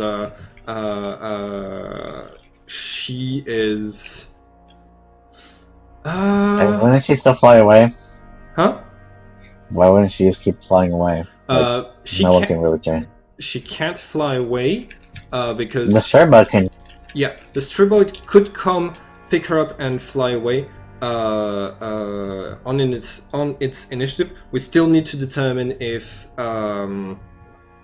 Shadow gets another turn to attack her before she does this, and we also need to determine if Walter intervenes, if Lug intervenes, and also she could decide to have the Stribog kill Shadow instead. That is true. Well, I can roll for them, but I guess you have to tell me what to. I think she's gonna want to retreat to a better position since the Cerberus died first, and maybe after that send a Stribog to kill Shadow. We'll see, depending on how this goes. Okay, roll for initiative. Everyone who wants to be involved in this fight. Also, yeah, you while this is happening, the 2 Sigmas drop down through the front gate and enter the blood pit, and you're going to be hearing metallic sounds of something getting torn apart from the inside. But yeah, they're continuing to do their thing, but now that they're inside of the building, they just seem to ignore you. Okay, Cerberus is dead. The Stribog can act, and Stribog's initiative has been made. Shadow's initiative has been made. The Sigma, I'm gonna take both of them out of initiative, and Hecatonius as well. Is Walter going to do something about the big explosion that just appeared next to him? Other than recognize it and acknowledge it, he might call out for Kamina to make sure she's okay, and if she's alive, he will look and see who fired the ball. Yeah. Roll notice. He's not. I have to say, unless something comes for him, he's probably not going to engage. I was gonna say, there's only one person who can shoot fireballs, but there's not. Well, actually, the Duke's wrists are invading, and he knows Duke's wrists love fire. There could be lots of them. Yeah. You haven't seen a single Duxaris soldier on the ground. You've seen just robots being sent from the ship. That is true. Okay. Yeah.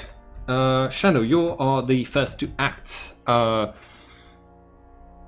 know you can fire at enemies while remaining hidden. There is a penalty for that. I just need to look it up. I think there's a chance they might be able to spot you from the first attack. So I need you to roll hide. I think it's going to be the roll to stay hidden despite firing your fireball. I'm after the first fireball didn't kill her. I'm just going to try and disappear and wait for my next chance to kill her. Okay. Then that's going to be a stealth check against everyone's notice, and you're going to get the penalty of you fired at them, so they have a chance of a better chance of spotting where the fireball was coming from, which I believe is a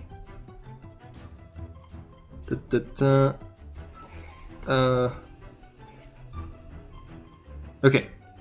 All right. So shooting at people gives your enemies a new roll to spot, to notice where you are. That's all it does. So, yeah. Roll stealth, please.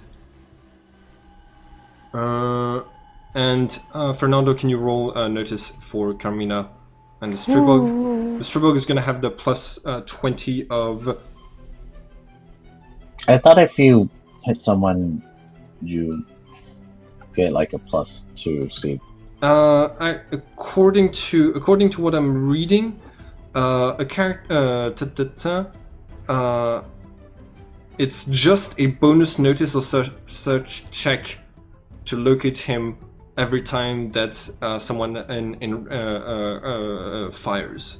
So you just roll again and hope that you spot this person. Blah blah blah blah blah blah. There is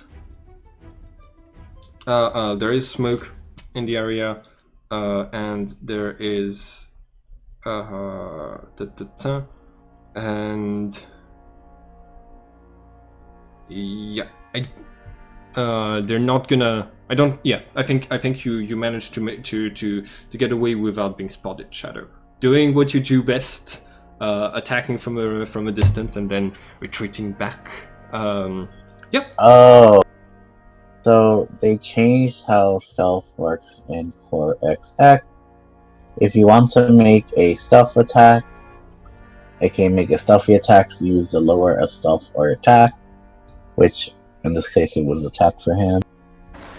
I believe a stealthy attack is an attack that you do and no one else notices. Like you're killing somebody in the middle of a crowd and nobody notices the person die.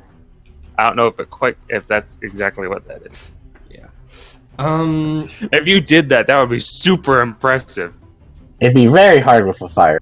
Yeah, like, whoa, you're on fire. I guess that's just a normal thing. All right. Must be the demon powers. All of you are retreating away from the tower.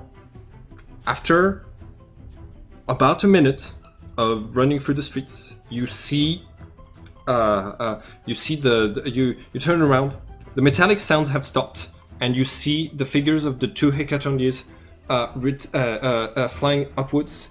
A couple of MFs activate their jetpacks, start to fly upwards as well. Lots of those robots re-enter the ship, and it disappears as fast as it reappeared, leaving the city burning in many places, but not quite as destroyed as it could have been. It seems the Hecatrondies have completed their objective, and as you saw them flying upwards, the Sigma still had all 4 of its bombs attached to it.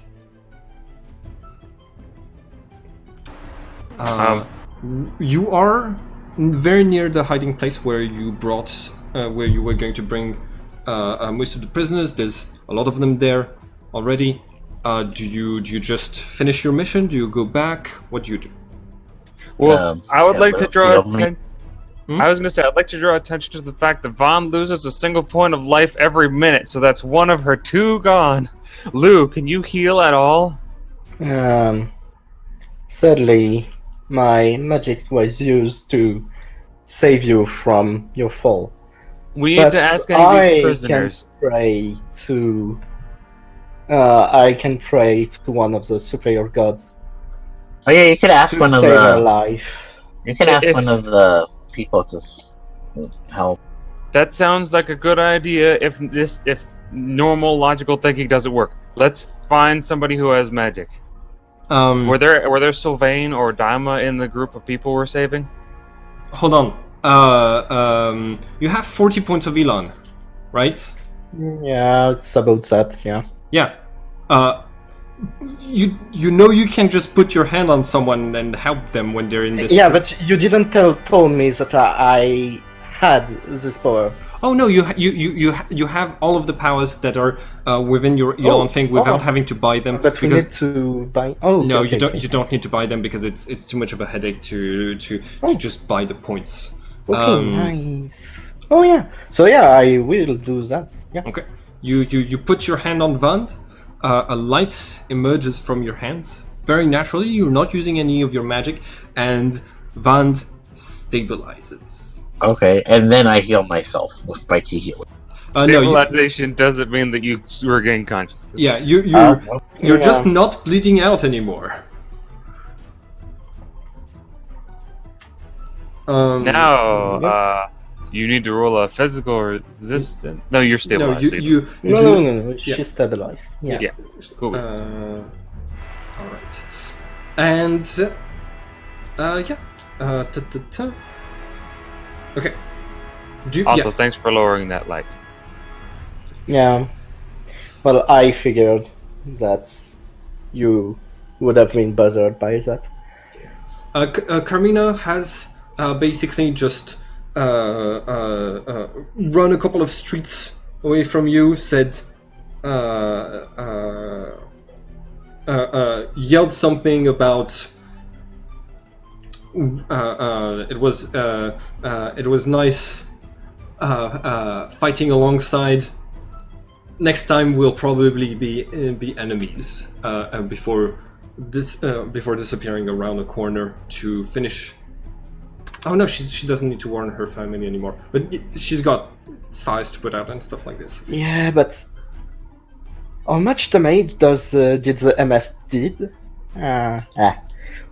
Oh yeah, the MF did a significant amount of damage, but there's still summoned creatures up there who'd probably have been able to fight it back. A couple of summoned creatures could have died, but that's not an enormous loss for the family. It did do some damage, just not anything noticeable from the distance you're at.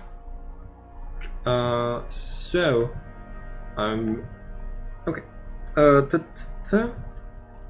You feel that you lose control of that your spell just deactivates when you lose control of the MF, and you don't need to maintain a spell anymore. Oh, no one's gonna steal the wood. Yeah. Oh yeah, nobody to steal the wood now. Because you're unconscious. Oh, I can teleport. Oh yeah, but that costs.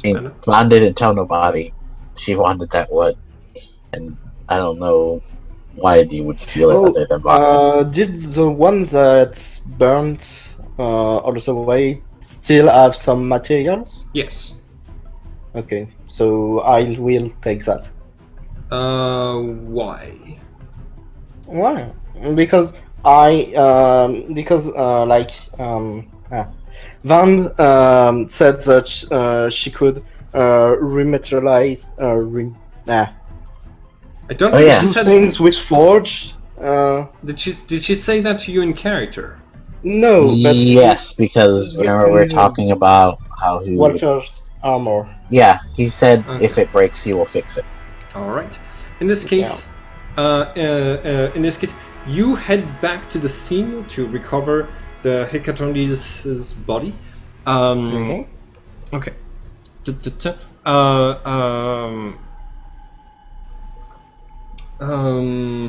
That is a little bit of danger because there's going to be some undead guards running through the streets and doing stuff like this. So I am.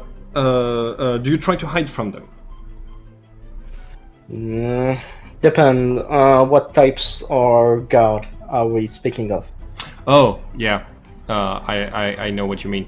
Mostly zombies. So basically, you run through the street and I don't care. Yeah, a couple of zombies, even those armed with weapons, try to attack you, and because of your invulnerability spell, their weapons just bounce off of you while you're doing your thing. You pick up the body, you fly away. You are good. You are going to notice one very important thing. Because the body was right in front of the entrance, you can look inside of the blood pit and you see this that the metal of the floor has been torn open, and that the pipes that were beneath the floor have also been upturned, as if the Hekatondies were trying to make their way downwards. You've seen them fly away. And it would only take you a couple of steps to see to peer down that hole. Do you do that? Yeah, I guess Lug is pretty confident right now. Okay. Beneath the Hingham blood pit, you see this underground lake, completely red. And it seems to be massive, and it has pipes in the direction of every other blood pit that are dripping into the lake. You see magical alchemical substances are being poured in there, and there's this strong smell. You think it's being used to avoid the blood completely rotting, and in the center, and basically it's like an underground cavern. On the walls of the cavern are planted enormous chains that all tie towards the center of the pool, where this gigantic crystal coffin, coffin-shaped crystal is being held just beneath the surface of the blood pool. And that's it. That's all you see.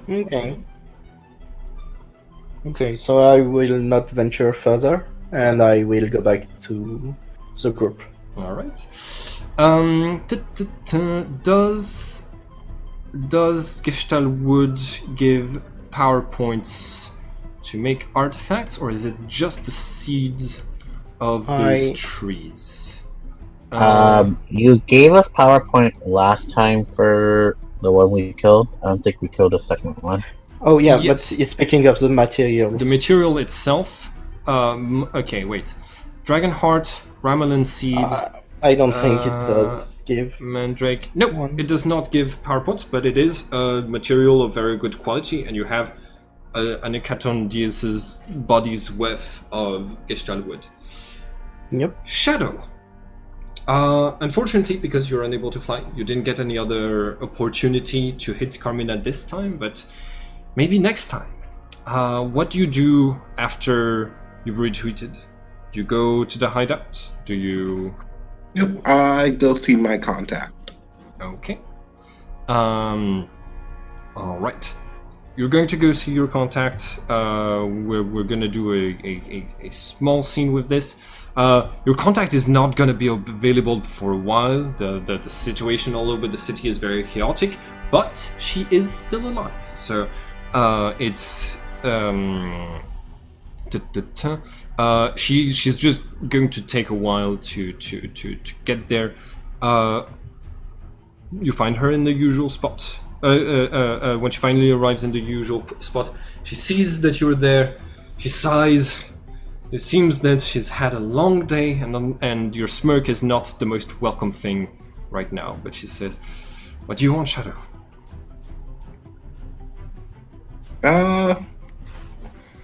I could use some information.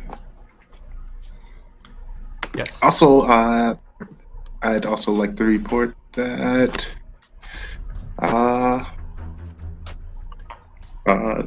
the Hrangham pits have been cleared out. It was done by Marshal Era. Surprisingly, he did not seem too happy with Hecatondis being there. Strange. Why not? Also, apparently they were attacking people. But also, my group has destroyed one Hecatondis. Casualties I are to don't be know. expected for missions like this. Okay. But I'm not joining in and destroying anything that belongs to the Delcreed Empire Yes, at all. of course. If you need to maintain your cover, you have permission to do things like this. But it's very good that you were able to limit the casualties. Those things are very expensive to make. Yeah. Did you find any? I knew the attack was going to take place, but I hadn't been informed of details. Don't know what. I know the primary objectives were to destroy bodies to avoid making more of the army and the means of producing the artifacts. But do you know why they were sending Hecatondis to the blood pits?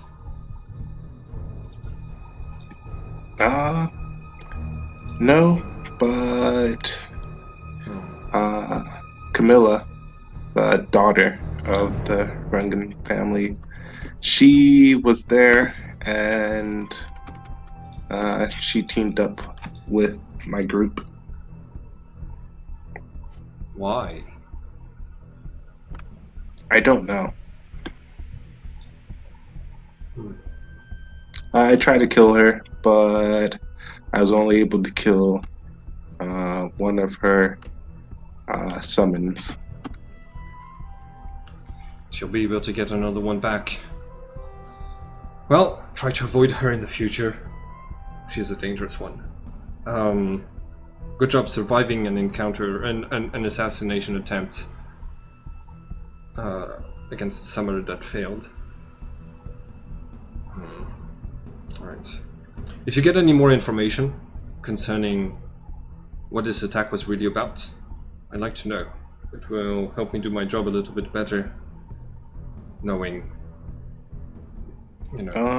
why to deploy their strongest weapons in a place like this. Okay.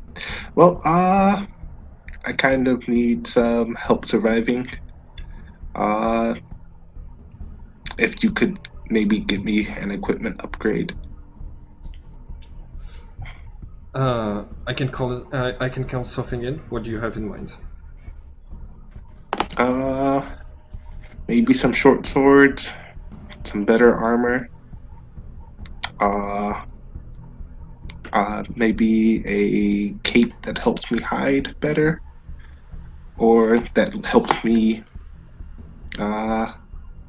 You want hide in plain sight.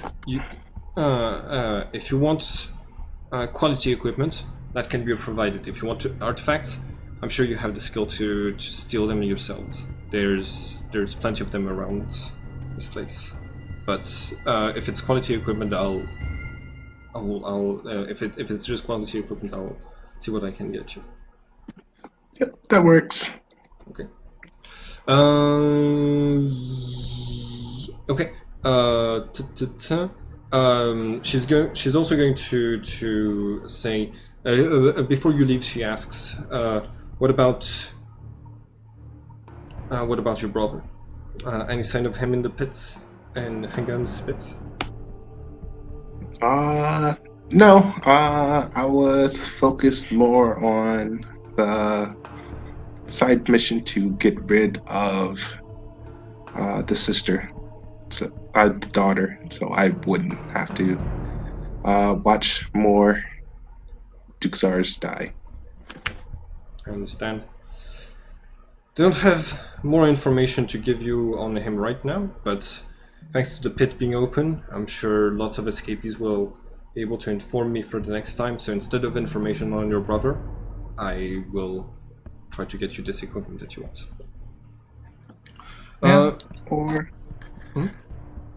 Or just and I could use some information on like important people. Like whom? People who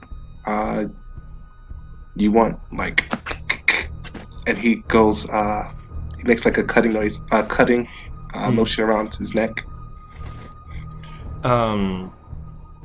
She's going to answer,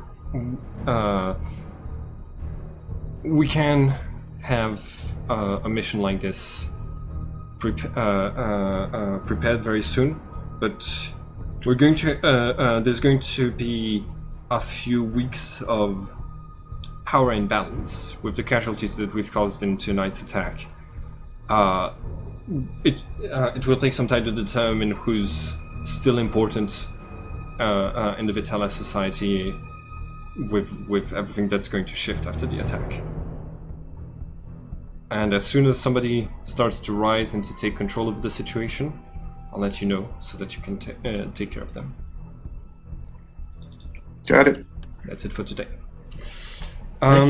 Okay, you can get 3 objects of quality +5. The cape can give you a bonus to stealth and hide, and the daggers can be just quality +5 weapons, and she'll provide them pretty quickly. Back at the hideout. You find a couple of the prisoners are having a very,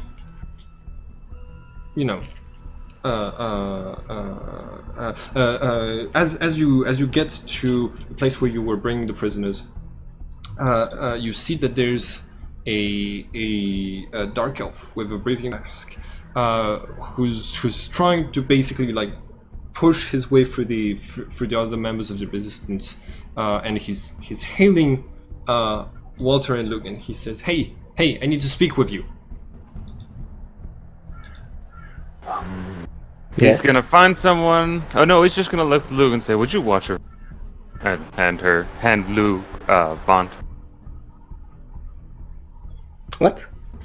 He's giving you the unconscious body of Vand. Oh, okay. Yeah. Fine.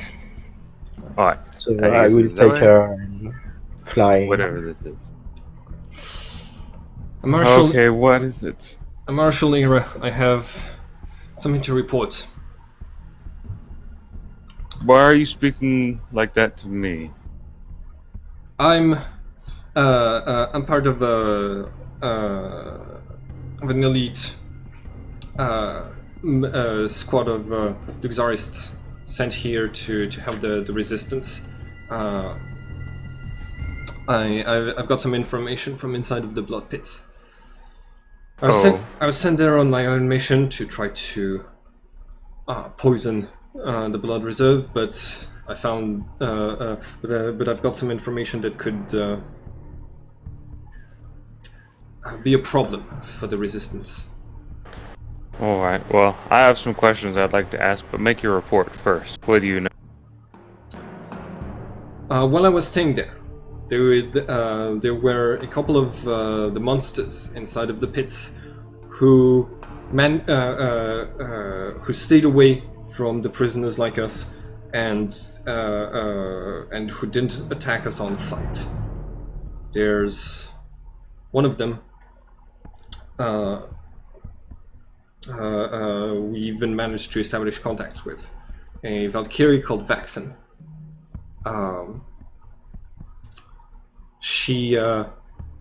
managed to learn some information. She said she was after a target in this world for assassination, and it's a target that's important to the Resistance.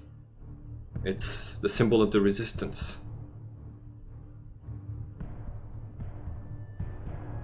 She's trying to kill... what's his name? Sorry. Yeah. She's trying to kill Rifle. Rifle. He smiles just a little bit. Well, does she know where Rifle? No, but from what I know of Valkyries, they're very talented killers. And I thought it could be a problem for morale if she succeeded. That's why I came to tell you. Well, unfortunately, it's already a problem for morale, as Rifle, as far as I know, is currently being imprisoned in the university. Which is, to my knowledge, called the Secret University. And not a very easy place to access. However, is that the end of your report? That's all I needed to let you know. Alright. In that case, I have some questions, and I assume you're not obligated to answer. No, but I will help if I can. Our countries may be at war, but we don't need to be. So you are loyal to the Duke's Arrest armies that just attacked the city? Yes. What is the end goal of the Duke's Arrest if they win the war by working with the Resistance? I think you're mistaken. There's the Duxarist Empire is not just one entity with a single goal. In my time in the military, I've seen people who want the war to continue forever so that they can stay in their position of power, and people who want to end the war as quickly as possible to avoid causing more bloodshed. It's a complicated issue. As a goal, our nation has the goal of making the world a better place, and we believe we can only do this by getting rid of Vitalis, our only true rivals for supremacy of this. And by that I assume you mean getting rid of the current Vitala leader and their presence as a military power opposing. That's the official version, yes, but not everyone inside of the Empire agrees. Once again, very large empire, lots of points of views. We have some racists, we have some supremacists who won't stop until you're all dead, and we have some pacifists who don't want any of you to die. Well, that does clear some things up. Do you know, Shadow Dance is under move?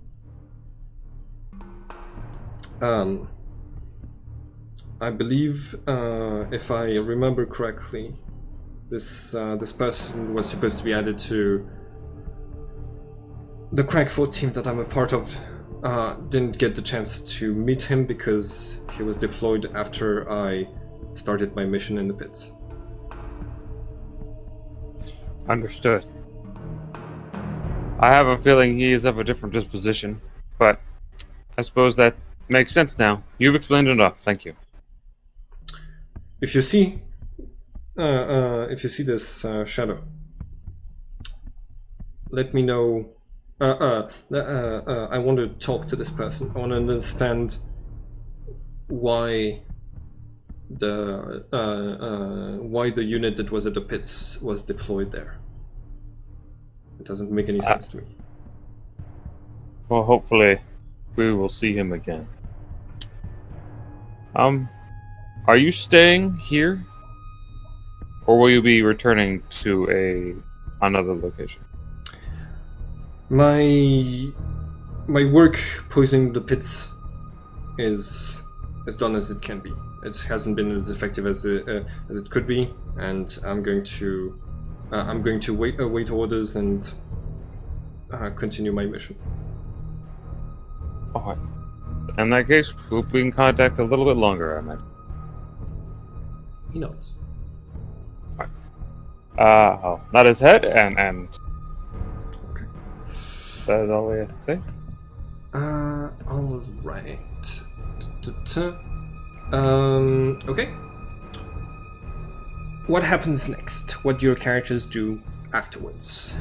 Vand, you're gonna still be unconscious for a little bit, but there are some healers in the resistance, and in the blood pits, people learn how to some medicine to survive long enough, so your wounds get treated, and you're going to wake up in just a little bit. Luke, what were you saying? Well, Egwene is going to stay beside Van while she gets treated, and he will try to search into his memories about the fighting style of the Vetalas. If it can. Holy. Oh, memorize. Nice. Open roll. Yeah, I roll ahead of time, if that's good with you. What? I rolled ahead of time. Oh, yeah, no problem. If that's good with you. Okay. Okay. No, it's not another one. It's not another one. Still, that's pretty good. So you're asking specifically about... Okay, what do you want to know? Yeah, I'm trying to get more information from where did I see this? Okay. Was she like a great antagonist of mine or something like that? Yes. Okay, so the Vitala's fighting style specifically is isn't necessary. Like there isn't a specific one that stands out particularly.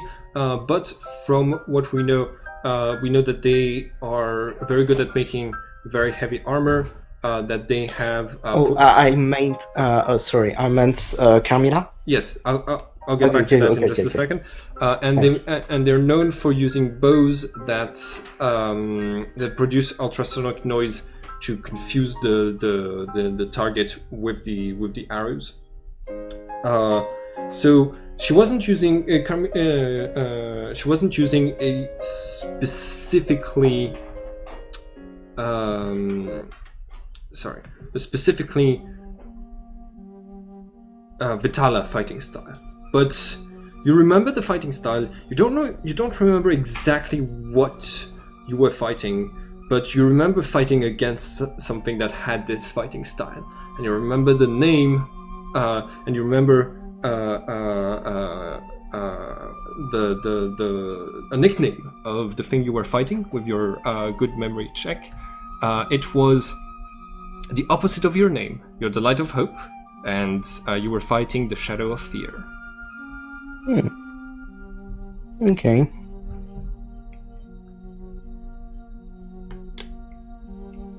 Okay. So that's all. Okay. Yeah. Vand stirs in the bed next to you, opens her eyes, regains consciousness. She, you see that like her skin has been deeply burnt by the energy attack that hit her, but for once she is not waking up from unconsciousness because of a massive headache. Fund, you're conscious. So Lug is just beside you, and he seems lost in thought. Tez? Sorry, can you repeat? Yeah, we can hear you. Yeah, okay. So Lug is... Yeah, go ahead. I will start healing myself right away. Okay. You start to spend key points to recover from your wounds, closing them quickly. You were already at 0 life points, at 1 life point from somebody else, from another healer in the resistance using a power to start healing you, and you can heal half of the damage you took with ki. So yeah, you start to concentrate and heal. What do you do next? I asked where everyone else. Oh, yeah. So, when you regain consciousness... Oh, yeah, no. I would be still lost in my thoughts, but after that, I will tell you that I grabbed the E11 DS for you to play with. Okay. How long have I been out? About an hour, I think. Either way, that's not really a lot going on. We're back at the hideout. We saved pretty much everyone, and the mission is a success. Where did Shadow go? Why didn't he? He did nothing. Yeah. Yes. Indeed. It's quite interesting because I thought that it was the type of never refusing a challenge, and this fight would have definitively be one worthy of him. I have not seen him do a single attack or use any ability other than. Well, he did. He did say to this other vampire that he wanted to kill her. So maybe he was trying an ambush. I don't really know. There was Or another maybe- vampire who attacked us? No. I speak of the lady. Oh, so you mean the lady who was helping us run away from Sigma? Yeah, this spawn of darkness, of whatever you want to call it.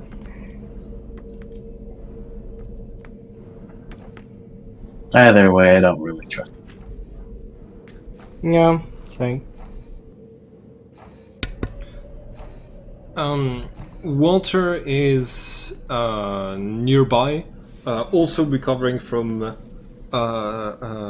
wounds from during the fight. I am glad I finally managed to deal some damage to the skin to your character, Appleby, after so many sessions of playing together. He actually took a lot of damage earlier, but I don't really remember. I think it was all Vond. I don't know though.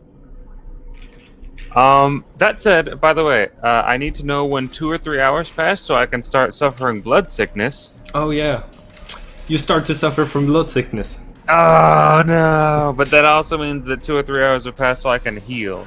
Okay. Because I heal really fast. Alright. And I think, the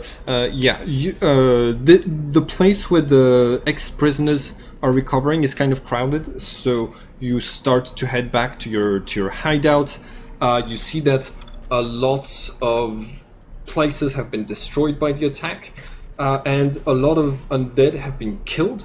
But the resistance seems to have done a pretty good job of protecting civilians. Unfortunately, you also smell that you're also able to see as you're heading down to the hideout that the fields of mushrooms used to feed the population have also been burnt, just like the fields, because they are usually next to the graveyards where a lot of people were.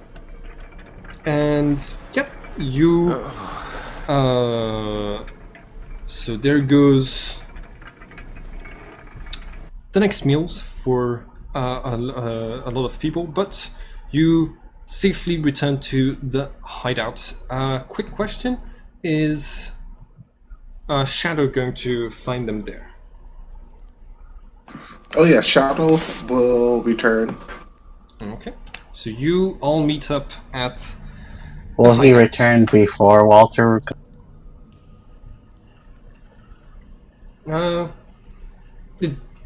I think you arrive first, and Shadow. I think Shadow would probably arrive first, since Shadow only has to talk with his contact while you guys were like recovering and limping back.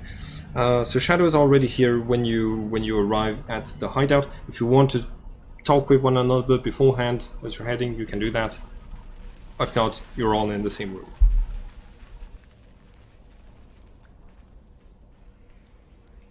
I had nothing to say to Shadow. So, back at the hideout, what do you do? Well, I think it's more Walter roles to speak to Shadow. So Lug will not say anything. Is Shadow here? Yeah, Oh, okay. What is Shadow doing? Yeah, what is Shadow? Is he dancing? he's dancing. Oh my god. Oh, Walter comes in with a huge headache because he's suffering from blood sickness for... Actually, he only suffers for 25 minutes because he only had that power for 5 minutes. I assume that would be the case because he had low quality blood, and that's the lowest time frame I can have. It's 5 minutes. So Walter suffers half an hour of blood sickness. Is that okay? Yep, so good.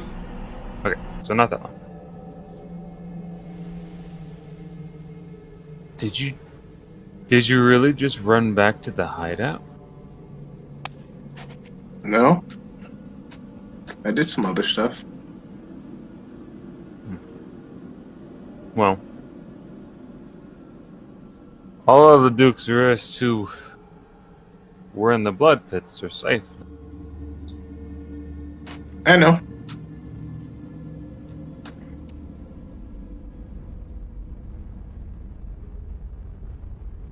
But no thanks to you.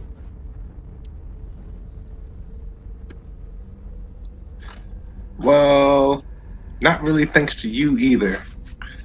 Those guys kind of made it out with someone else's help. But you guys were too busy fighting.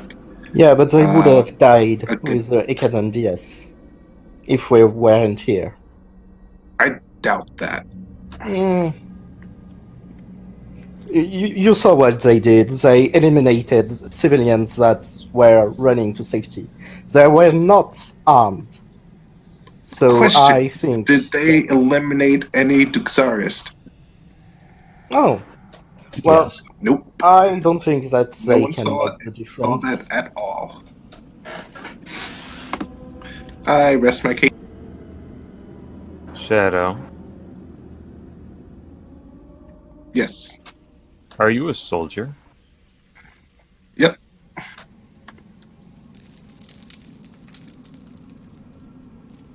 So you want to win the war?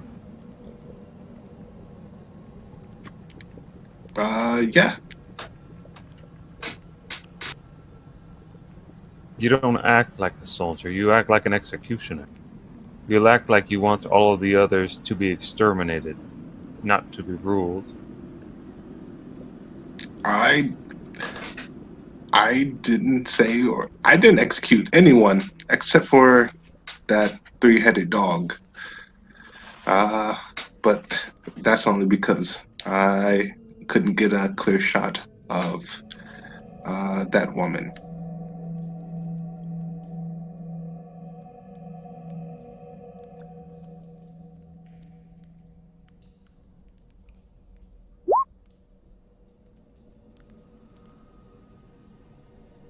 Well, I can't say I'm opposed to killing the three-headed dog, or that I necessarily think it was a bad idea to take the shot you took. But did you know the exact directive of those floating machines? No idea. You didn't know. You didn't know whether they would go down there and kill everyone, or if they would have spared only Duke Gervais. I doubted that they would have killed everyone. And, It looked like they were only attacking things that got in their line of sight or got in their way. Yeah, sure, because those bombs were going to make difference between Doug's arrest and the other one. well, Did the bombs Sure. go off? No, but you just stated that you didn't know what they were going down there to do. No, I had no idea. But I have faith that that the Del Creed Empire would not do anything that would harm the mission.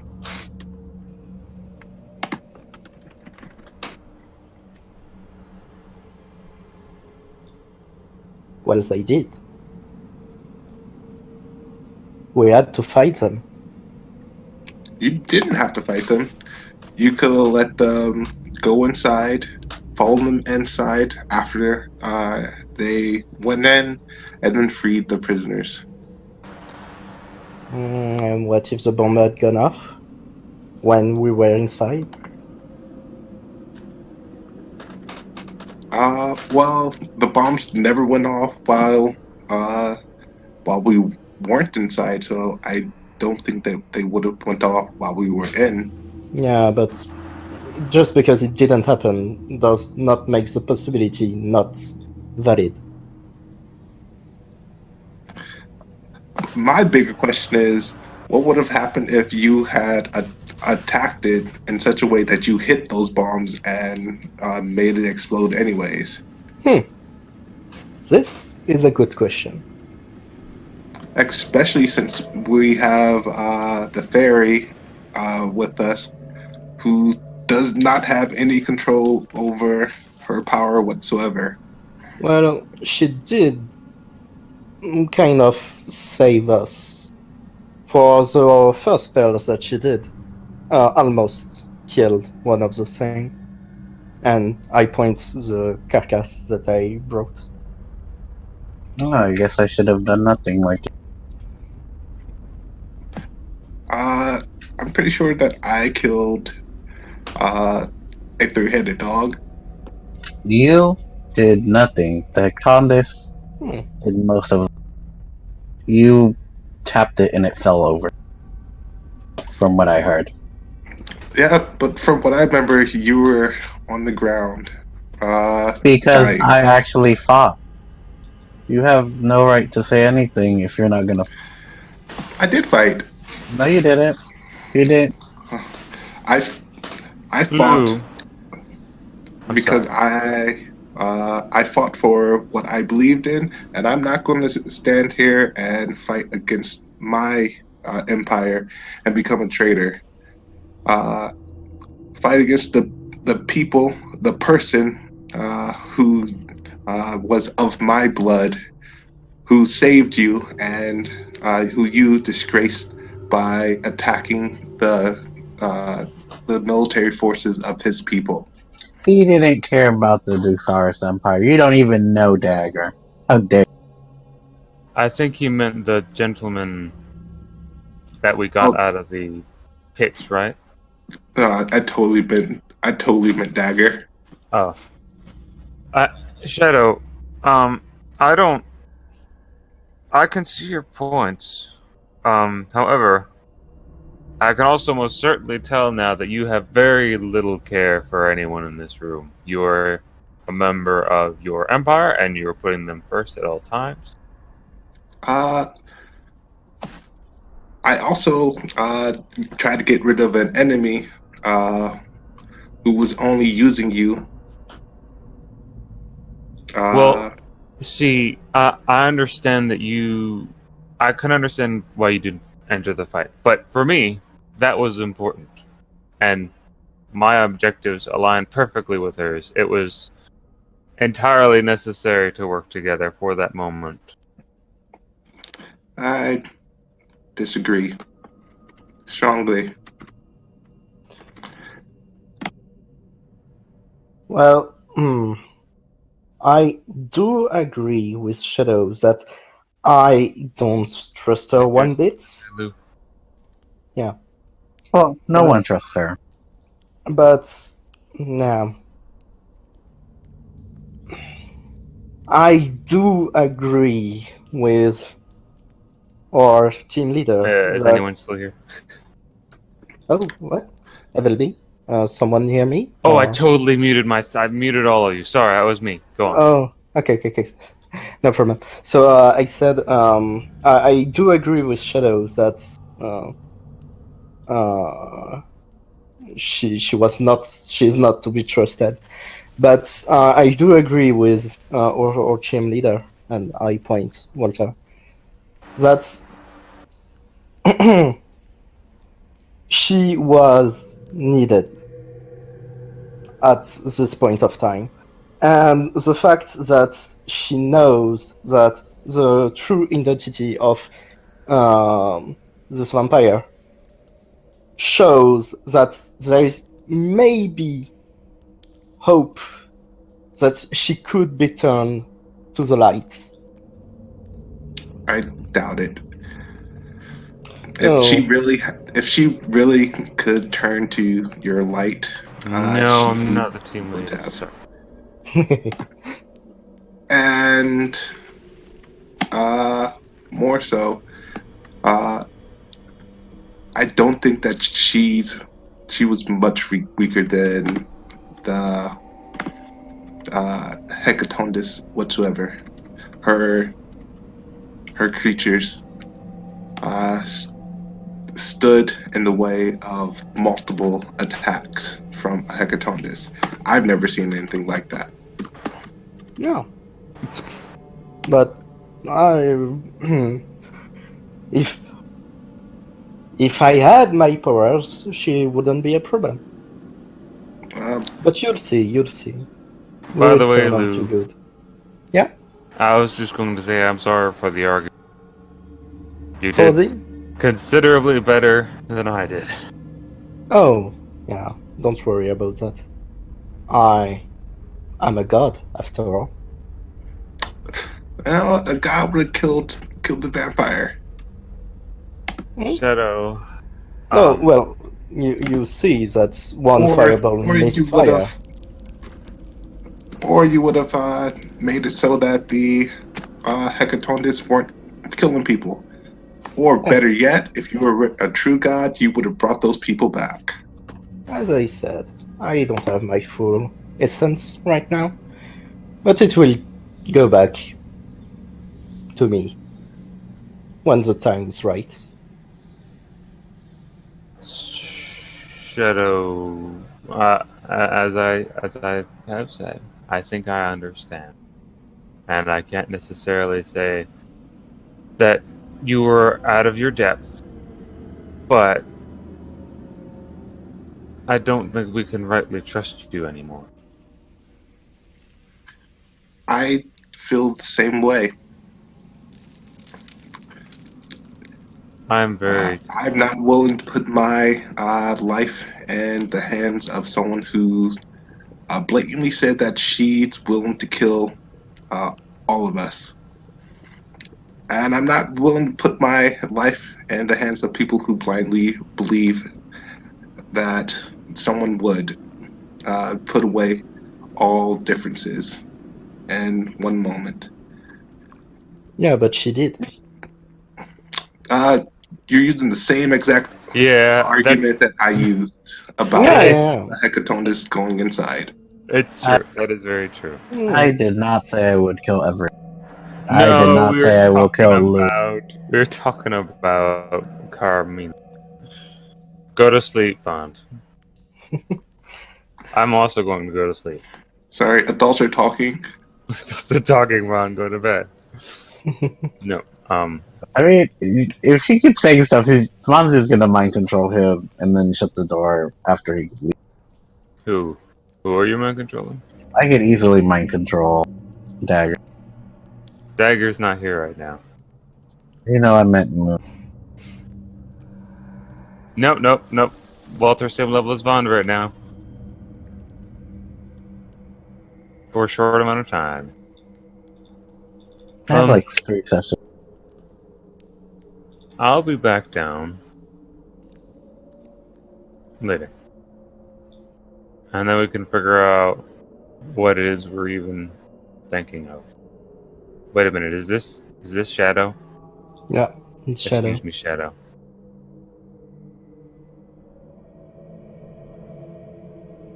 Who's gonna be staying here? Yep, I'm going to be taking my room. Oh, you really look beat up. Do you need some medical assistance? Not from you. Okay. Enjoy your wounds and your pride. Okay. Do you go to your room? Yep. Okay. I use my last PowerPoint to learn ground control and seal off Uh-oh. And seal off what? seal the door to his room shut and Okay. make it like an action. So you meld the wood of the door with the stone around it? Yeah. Okay. Actually, I would probably use stone to cover the hole. Okay. So and take checks on the floor. you make the door disappear, basically. Yeah. I don't think that's very stealthy. I think ground control makes enough noise that Shadow is going to immediately notice that you did this. But yeah, the door is gone. Do I notice if I went the opposite way down the hallway and then go to bed? You heard. I think it's a difficulty 40 to on your notice roll. So Shoot, even with it being asleep, I probably notice. yeah. Oh, but am I still at negative 30 for being blood tired? Yeah. Okay. I'm going to maintain a regeneration spell on Van while she sleeps. I do not notice. I am asleep. I don't think you fell asleep quite fast enough to not notice when the you weren't asleep when the door was disappeared. Shadow, Okay. do you do anything after your door disappears? There's still windows to your room. Yeah, I'll just stay in the room and go out the window if I need to. Okay. I just don't trust him, so I don't want him coming into our places. Lol. Walter walks back out into the hallway looking for what's happened. Oh, and I will seal off the entrance as well. Okay. I'm gonna need you to roll potential for both of these things, please. Do I get the Don't roll really bad. You're still at low health, I think. What was your question? Do I get the amulet? Do you get the what? Amulet power? Yeah. You get +3 willpower, yeah. Okay, I think that's enough. Yeah, you're able to use ground control properly. And as long as I stay here, I can keep changing shit up without maintaining. Alright. You're totally gonna get scolded by Walter again. Yeah, but Walter's just like He's out of his armor. He's in like night clothes already, and he's just like looking around. Why did Shadow's is room that an go? earthquake? Was there a door here a moment ago? Yes. I'm just making sure we're safe. There's a lot of rats and bugs in here. This is Shadow's room, isn't it? Shoot. He looks around for something hard because he's just put his gauntlets in his room. And he picks it up and, like, knocks on the stone. Shadow! Yes, Do you have air? the window's still open. Okay. I wasn't going to kill him. Well, Vaughn, I never know. There's much easier ways I could have killed.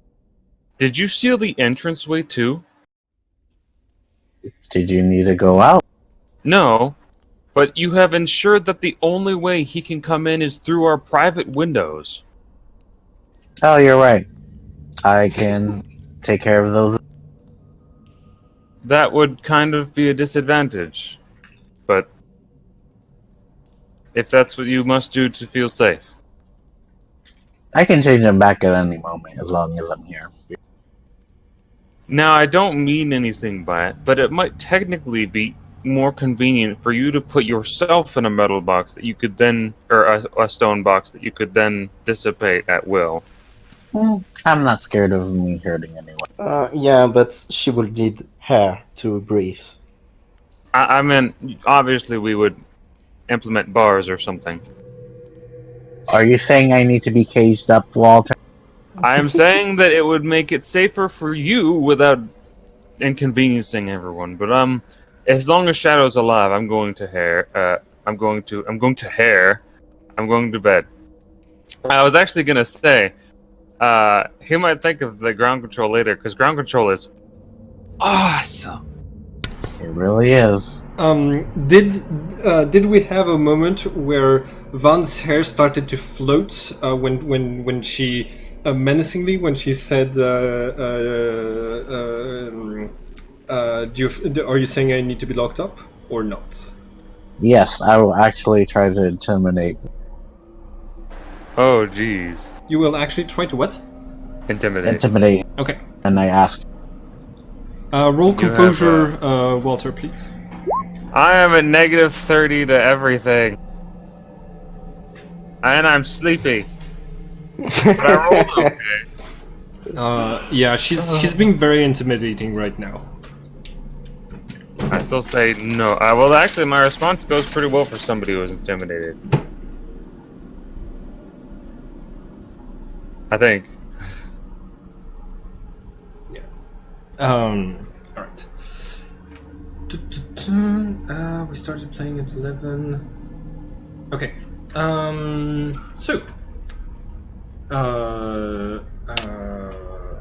Through your contacts, you're going to get the intel that your next mission is going to be, yeah. Basically, your next mission is going to be to try to avoid the assassination attempt against Rifle. Meaning that you're gonna have to try to find Rifle, try to warn Rifle, and try to stop the Valkyrie from destroying a symbol of the Resistance to avoid moral damage to the Resistance. So yeah. Counter-assassination. I'm sorry, Shadow. I know you wanted to do an assassination mission, but instead you're getting the opposite. But it is going to require skill to possibly lay out a trap for the Valkyrie or something like this. You're going to get this mission from... Wait. Oh, yeah. I had a scene set up for this. Hold on. Yeah, okay. Is it fine with everybody if we take a short break? I'm gonna stop the recording now. Yes. Okay. And we're back. Okay. Hello. Before we start the next mission, Avilby said there was some roleplay you wanted to do. So, back at the base, a few hours later, everybody's starting to feel a little bit better, heal a little bit, recover some fatigue, and just enjoy their rooms, whether or not they can get out of them. What happens next, Appleby? What do you? Well- Yeah. I was hoping this would be after a sleep. So, may I gain like 8 hours of rested recovery? Yeah. Okay. In that case, Walter will stretch, and he already feels tons better. And he's gonna go and he's gonna put on his Gallimore plate just because he feels more comfortable in that than regular clothes, and go find Vaughn. Where's Vaughn? Does she sleep on that moss out in the middle of the front room? Yes, but now it's raised and looks a lot more comfy and soft, and almost like a bed made out of the moss. Okay, cool. Got a little bit going, much better than before. She would have asked Luke if he wanted a bed. Oh, Lug won't really sleep, I think. As he does only need 1/10 of sleep for compared to I can you. make a little cute nook for you to meditate in. Okay. A comfy little area for him to meditate. No, it's Over perfect. here, maybe? I don't know. Oh, yeah? Vaughn, are you? Am I awake? That's, I don't know. Let's roll 1d2. Okay. One, I'm a.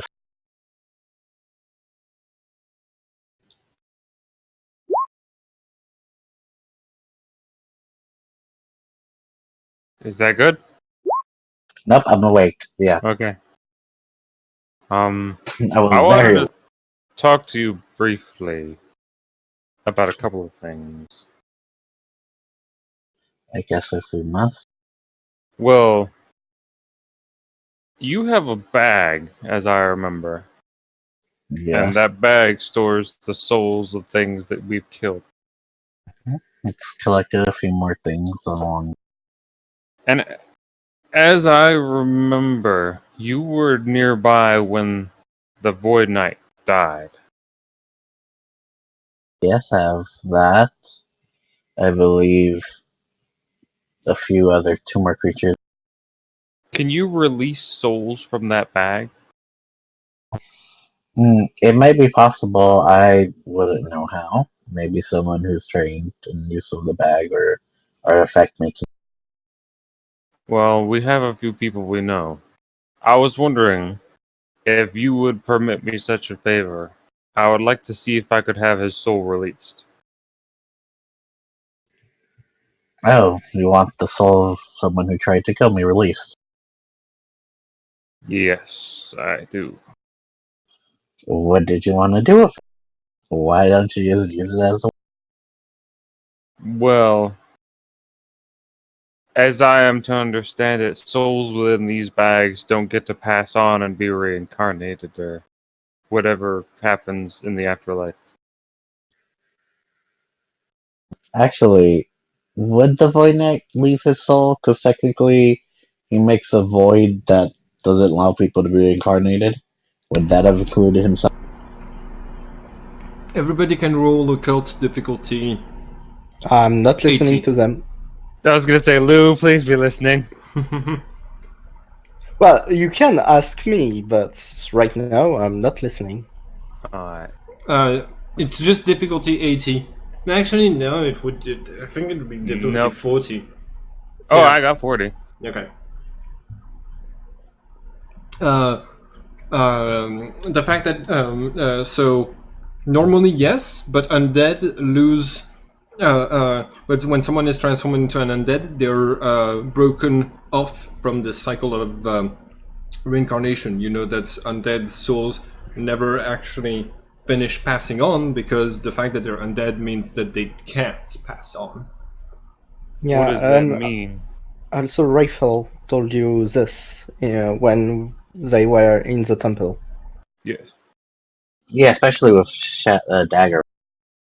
But what happens to them when they die?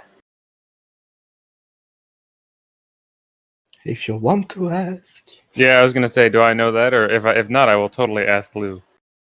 I don't know. Why don't you ask Lou. resident man of the cloth over there? Lou. Are you Still eyes meditating? closed. I open them slowly, and I look You open them at... slowly, but you're blind. Oh, right! You Oh, you're say totally like, right! I was Yeah, like, no, I opening keep your it- eyes is not gonna do anything. No, Don't you yeah. have- Yeah, so, yeah, I will, my little orb of light that make me able to see will, like, reactivate. Not really, I didn't deactivate it, but I put it in my clothes so that I wouldn't be able to see around me. Mhm. And I will say, yes, what do you want, Walter? You Oh no, vampire, sorry. do you know some things about the supernatural world? Do you know what happens to an undead soul of a creature, or the soul of an undead creature that dies or loses the energy that sustains it? Hmm. So, cut me if I'm wrong, GM, but an undead soul is it doesn't really have a soul anymore. Like it just doesn't go anywhere. It's just destroyed definitively. You can't bring back someone that have been an undead once.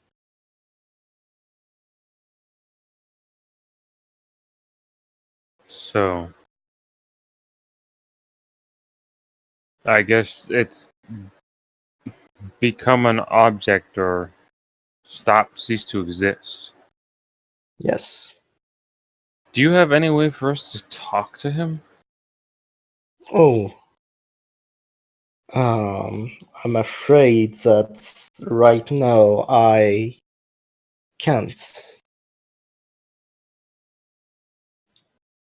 Though, if I were to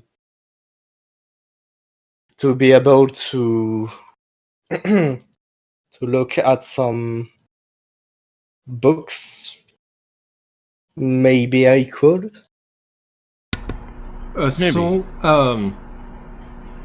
So, talking to the dead is doable sometimes, but the soul only hangs out for a number of hours equal to someone's power Yeah. characteristic in the world after they die. And the void's Yeah, light but is like he created a void upon his ultimate death that absorbed everything, including his soul. So he is very, very dead, very, very unreachable. yeah. So what is this thing we have in this bag?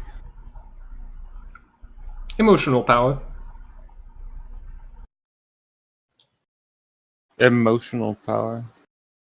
I mean, I'm not like emotional power. Like what is that? Some traces of his lost mortality.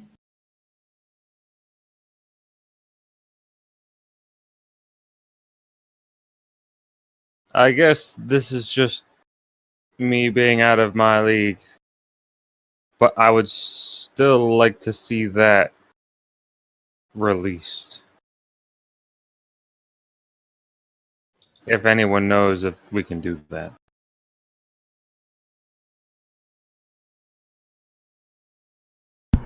Well, With your knowledge of occult, Luke, you know that you don't think that opening the bag would make it possible to release one of the essences inside without releasing all of the essences inside.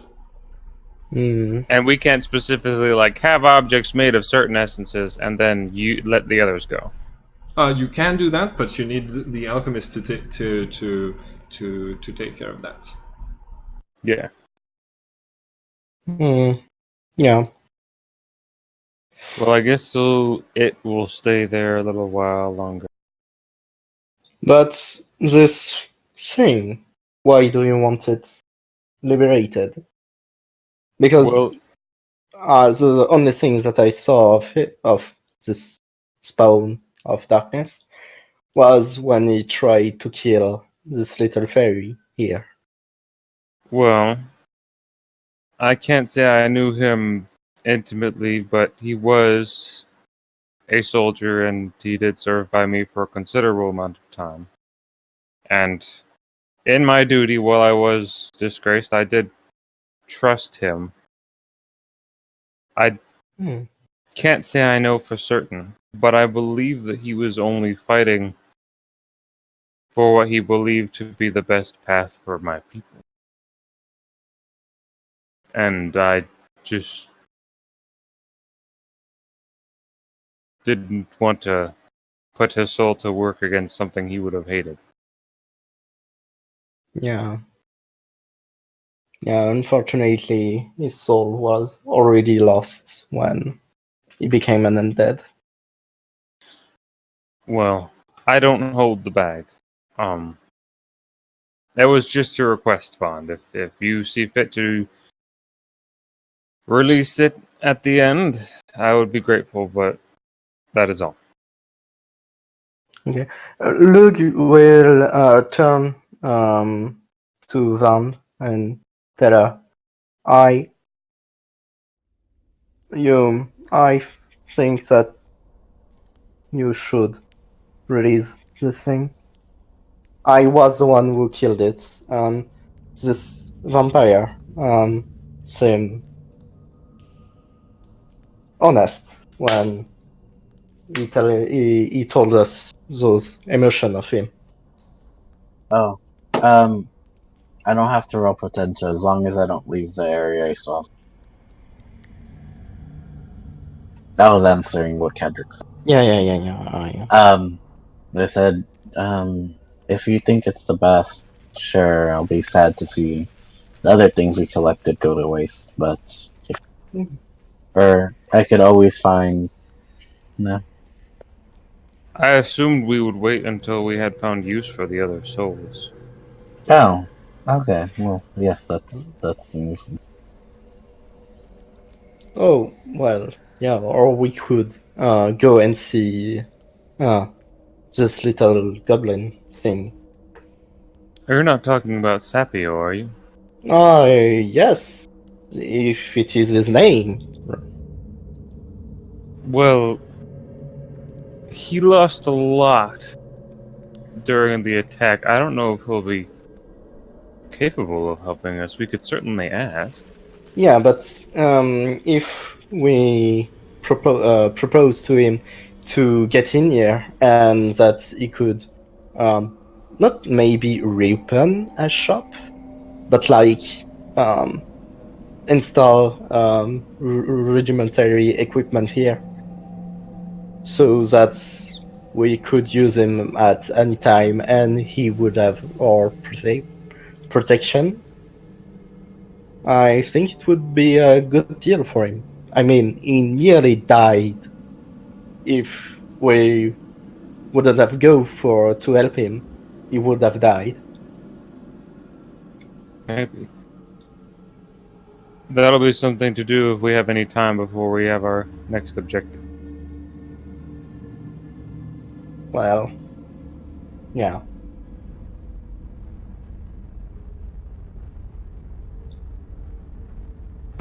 Also, Vaunt, if Yes. you have an inkling,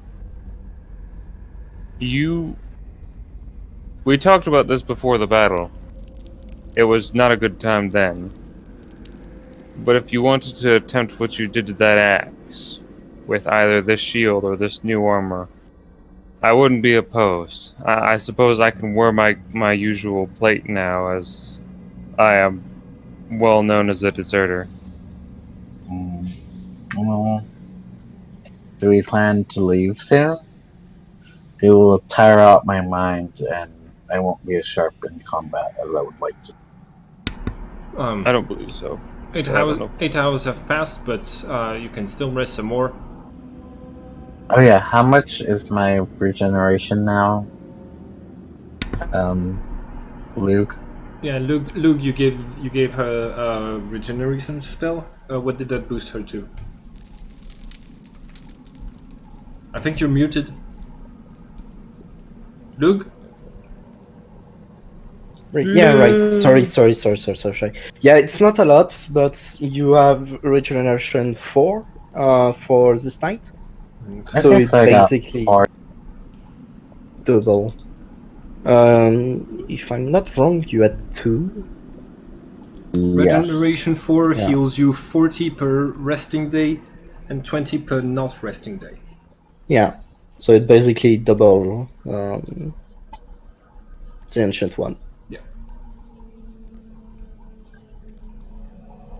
And if It's the best that I can do right now.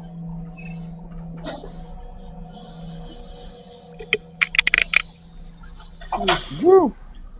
okay, so yeah. Ooh, wait, oh no, wait, no. What's happening? Okay. Okay, yeah. What are you going to do now? I say I can try it. Whichever one you'd like. We were talking about Yeah. using atomic restructuring, though. Have we haven't received the message yet that we are supposed to No. counter. Okay. You're going to be invited to an opium den of the lower city, known as the Dragon's Breath. All right. How long? Like, we're gonna try to fix up. Let's do the shield first. Okay. Okay. If it breaks now, I don't think I can reform it. It's all right. As long as I have my usual plate and Bloodsbane, I think I'll be all right. Okay. Okay. So, Vaughn, go ahead and roll potential. How much did I sleep? It's been more than 8 hours. When Okay, so all my PowerPoint. yeah. So go ahead and roll.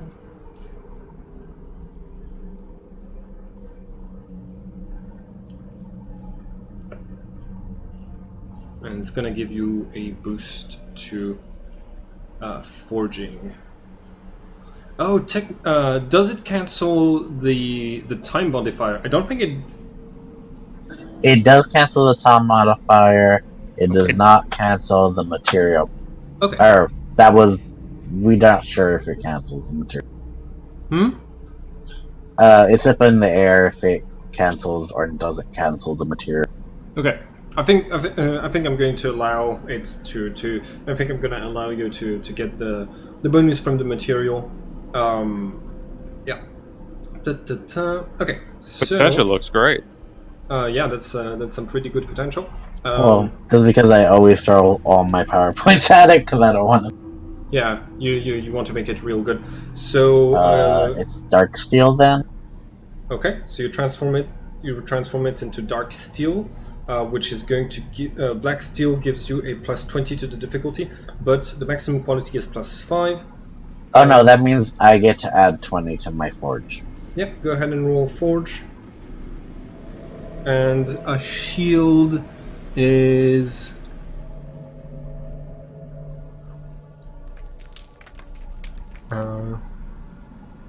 Full shield. okay. Full shield. So regularly full shield is.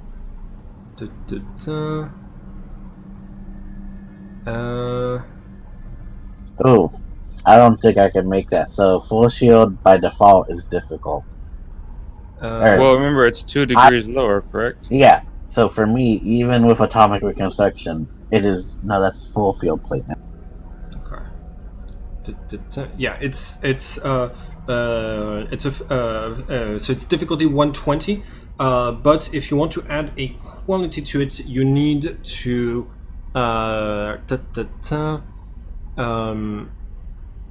Yeah, for each 2 degrees of difficulty that the maker attained above the required difficulty, you obtain an additional +5. So if you want the shield to become a +5, you need to roll 180.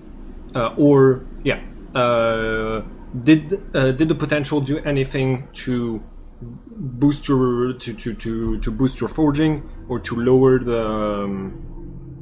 It lowers the difficulty too. So whatever it was originally, it goes down by 2. Okay, by 2. Yes. So Okay. So yes, it's a +5 quality shield now. Awesome! And if I could just say so, I'm like asking, can you change its shape or must it be the same, just a rougher form? I can change the shape next time I try. Like I said, it tires up my mind. Why didn't you say this? No, I meant to say that I was saying this as like you were focusing. If it's like too late to retroactively do that, that's totally fine. Mm-hmm. That's up to the GM. Yeah, I think you could have said that while Van was concentrating, and Van could have like fixed the shape a little bit. It's not. It's stylistically a little bit different, but not modified enough to remove the energy blocking enchantment that's on it. What is your armor? Is it full plate? It is full plate. Okay. So that's difficulty 180 on the forge test that Van will have to do in order to make it, which means Van needs to roll 65 or higher on her forging with similar potential.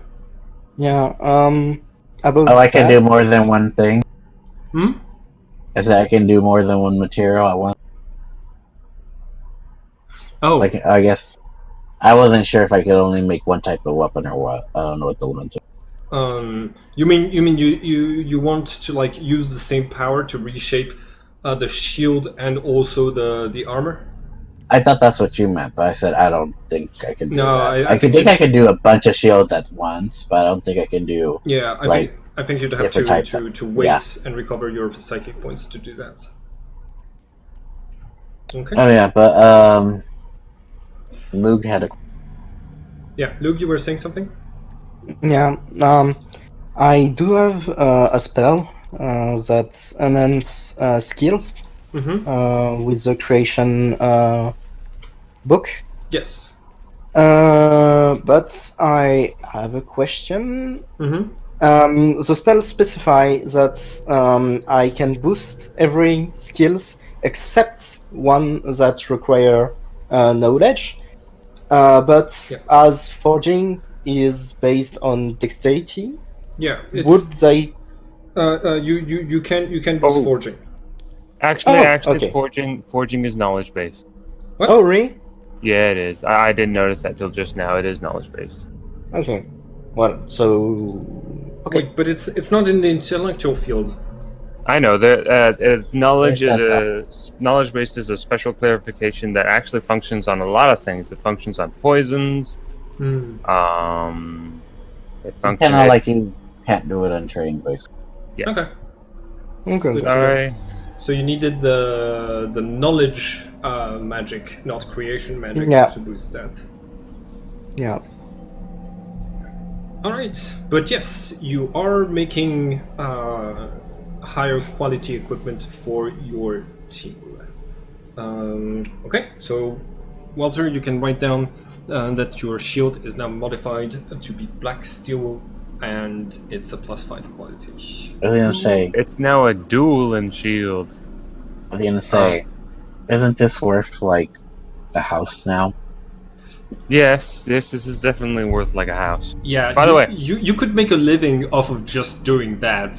And I don't have to do it once per day. by the way, do you play that having a +5 shield increases the initiative penalty of it by +5, or reduces the initiative penalty of it by 5? I think so. Okay. I always do, but I don't know that everybody does. So cool! I now have 90 initiative. It's amazing. Okay. Oh man, I'm gonna be the last one. You're unarmed and unarmored, and you're still slower than than Walter. What the hell? I'm at a 111. Or one, yeah. Okay. Shadow, your door has reappeared. Yep, I said as when I wake up, I would put the doors. Yeah. Do you just dance in your room? Do you join your companions again? You have noticed through your window that one of the contacts of the Resistance has dropped a letter at your door to let you know that you're being summoned somewhere. Wait, how'd they get in? Oh, they just dropped it in front of the non-existent door. Yeah, I locked the entrance. Yeah, they dropped it in No, front. to the whole place. Yeah, they dropped it in front of the entrance that doesn't exist anymore. Yeah. So not to Shadow's room. Okay. Yeah. Oh yeah, not in front of Shadow's room. Shadow observed that through the window. So yeah, what do you do? Shadow will go into the common room with everyone else. Alright. You arrive just as the shield, Walter, just as Walter's shield gets finished, and the team seems to be rejoicing. What do you do now? It seems to slender down slightly, and the edges taper. Instead of being just a big block, it kind of curves down a little bit more to the bottom, or at least thinner, flat at the bottom. Much better for sort of fitting over his arm and shoulder rather than just being this big mass in between him and the enemy. There you go. Hey, morning, everyone. Hello. Good morning. Hmm.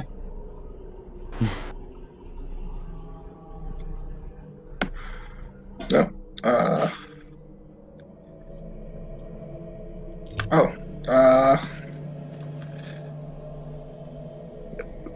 Fang Knight Clank Clank. Do you want me to fix up your wounds?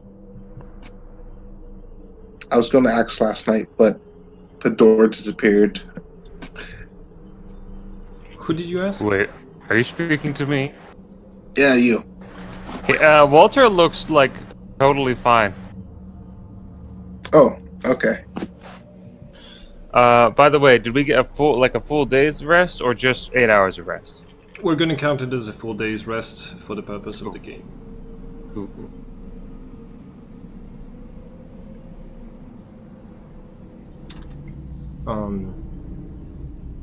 What do you do now, team?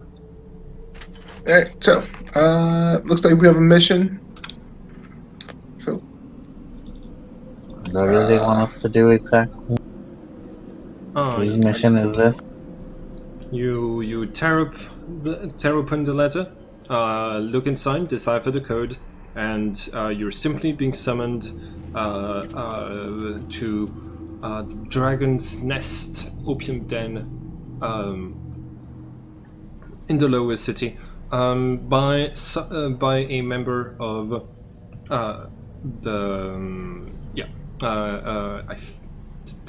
by a member of the party known as just Alanis.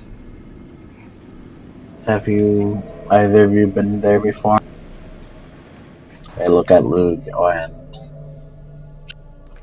and Do I look like the type of person that would meddle in mortal affair?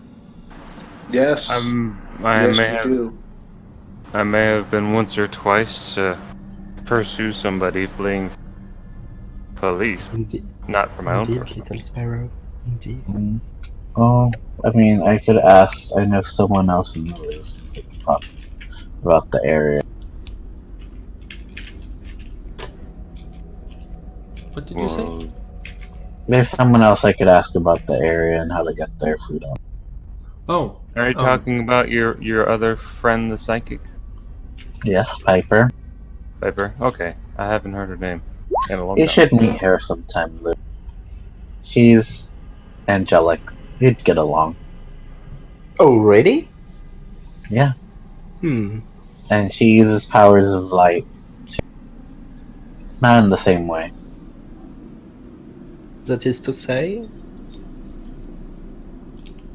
I've seen her make a little laser.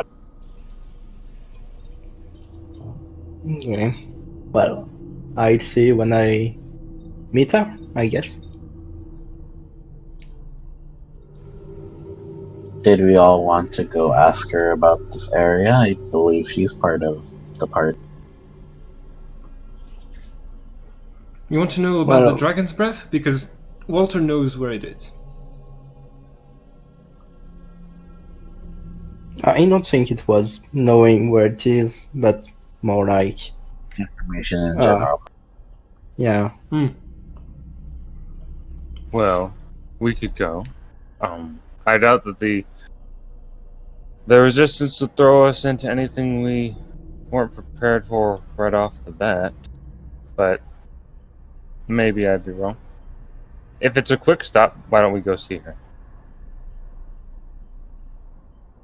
I mean, is anything that far from me? And Well, it depends on whether or not your powers work. well, maybe I can go alone with Luke. I'm sure I will carry him and myself. It's not anyone else who's holding it. I mean, I don't need to necessarily bring my armor if that helps. I will. It's fine. I will concentrate for. A minute? Yeah, 1 minute. Alright. Go ahead and roll potential.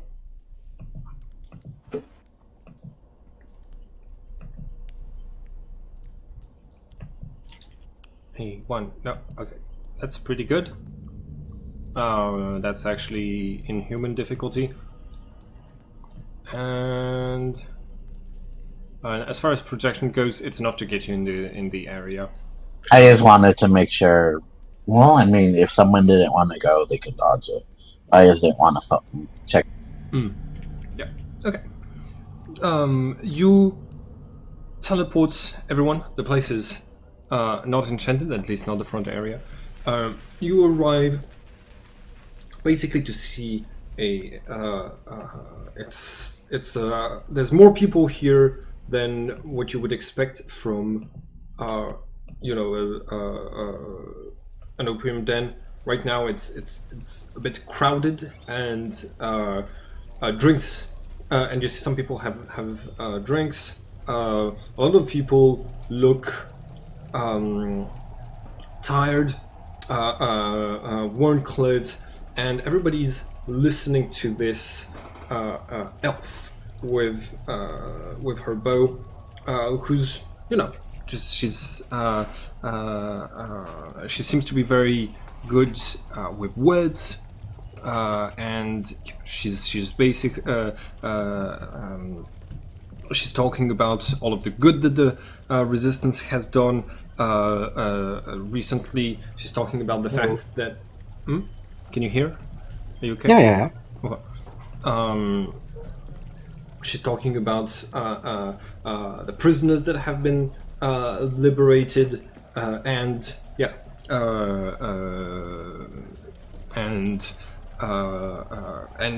she is also talking about like the heroes of the resistance. You hear different names being brought up. Piper is brought up. Chief. Lon goes crazy when she yells Piper. It's like, well. Okay. Lorena is brought up as like a fallen hero. Bakaya. Oh, Walter winces a little. Yeah. Bakaya is brought up, and yeah. So like it seems a lot of the people here are, members of the resistance, and it's more people than you thought would be here. By the way, this is Alanis, the one making the speech. She has a bow, and she's it's like strong. She's like she's not carrying it at the ready, but yeah. But you also notice that she does not have a quiver with any arrows, and finally she's going to mention group. She's going to mention Dagger as another one of the fallen heroes. She's not going to mention Shadow because you haven't really made a name for yourself yet, and you've been very discreet. But Walter gets mentioned, Van gets mentioned, and the newly arrived Lug has already made enough of an impression. And finally... Yeah, so I have a question. Yeah. Is the fact that I'm appearing right from nowhere and my light illuminates the room? It draws a little bit of attention, especially because of the smoke that fills the place. That is going to like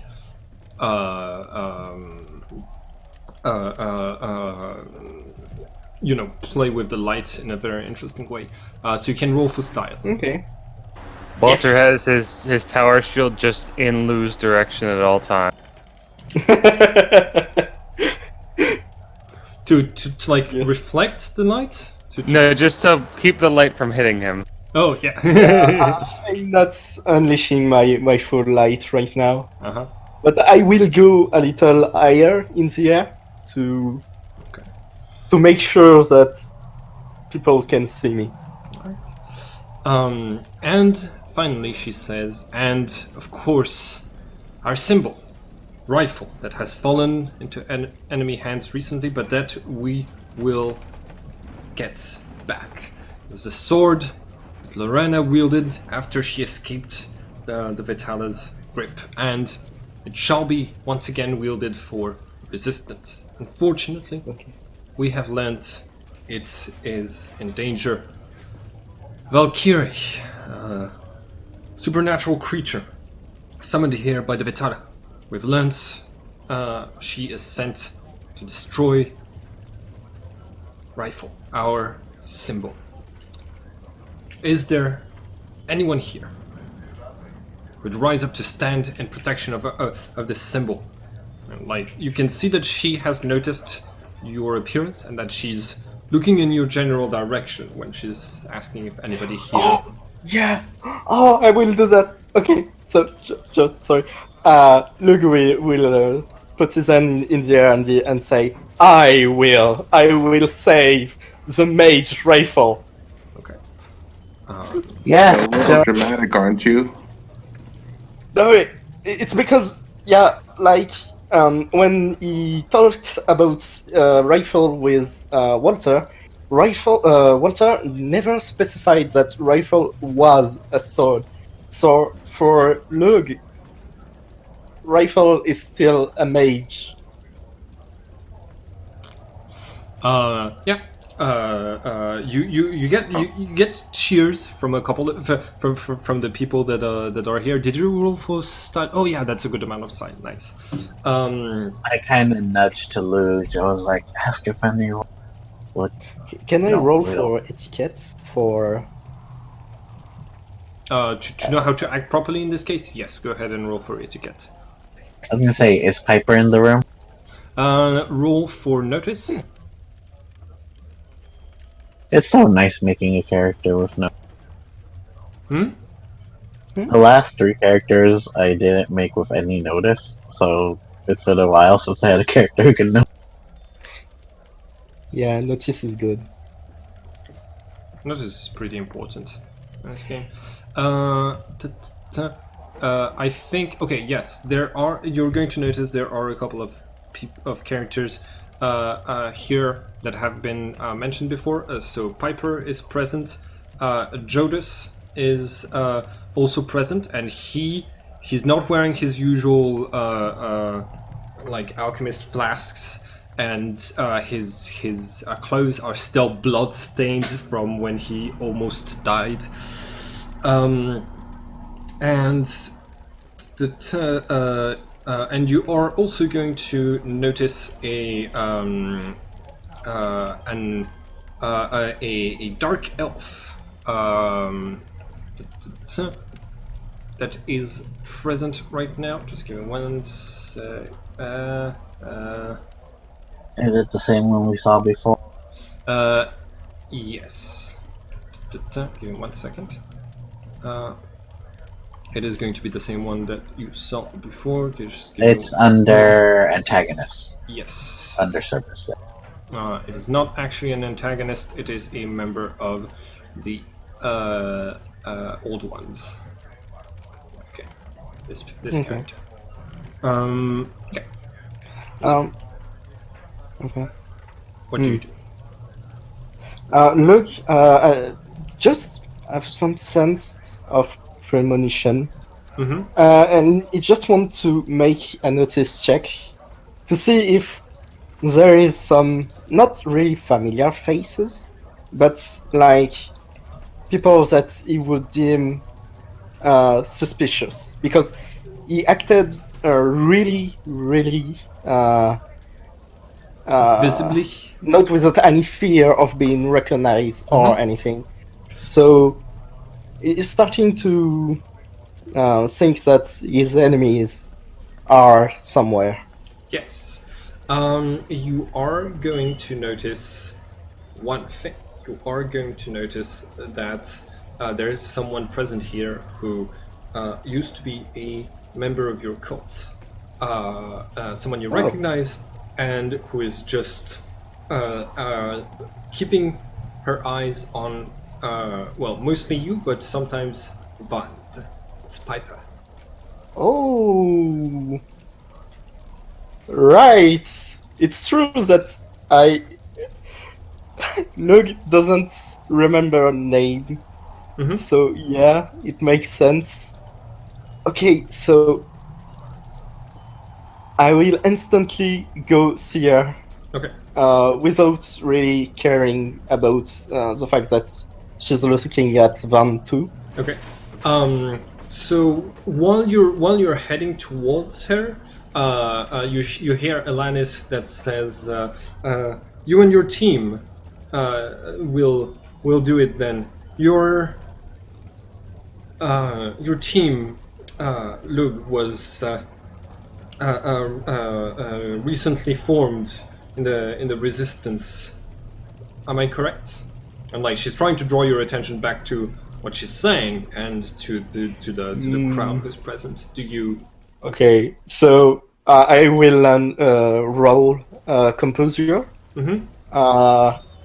I will say if I get at least 140, he will be able to respond. But it's very important for him. Okay. Yeah, no, he's going straight to Piper. So you just you're just going to ignore the elf, and so Alanis instead turns to Walter, to the other three, and says, "Will you go with your friends, the volunteer to save Rifle, your old companion?" I nudge Walter and say, "For your speech, sir." We don't want. Are you sure we would want to do that? I don't know if he wants to. Yeah, we'll do it. All good. And your newly your team has been newly formed, but you are heroes of the Resistance. Everyone here looks up to.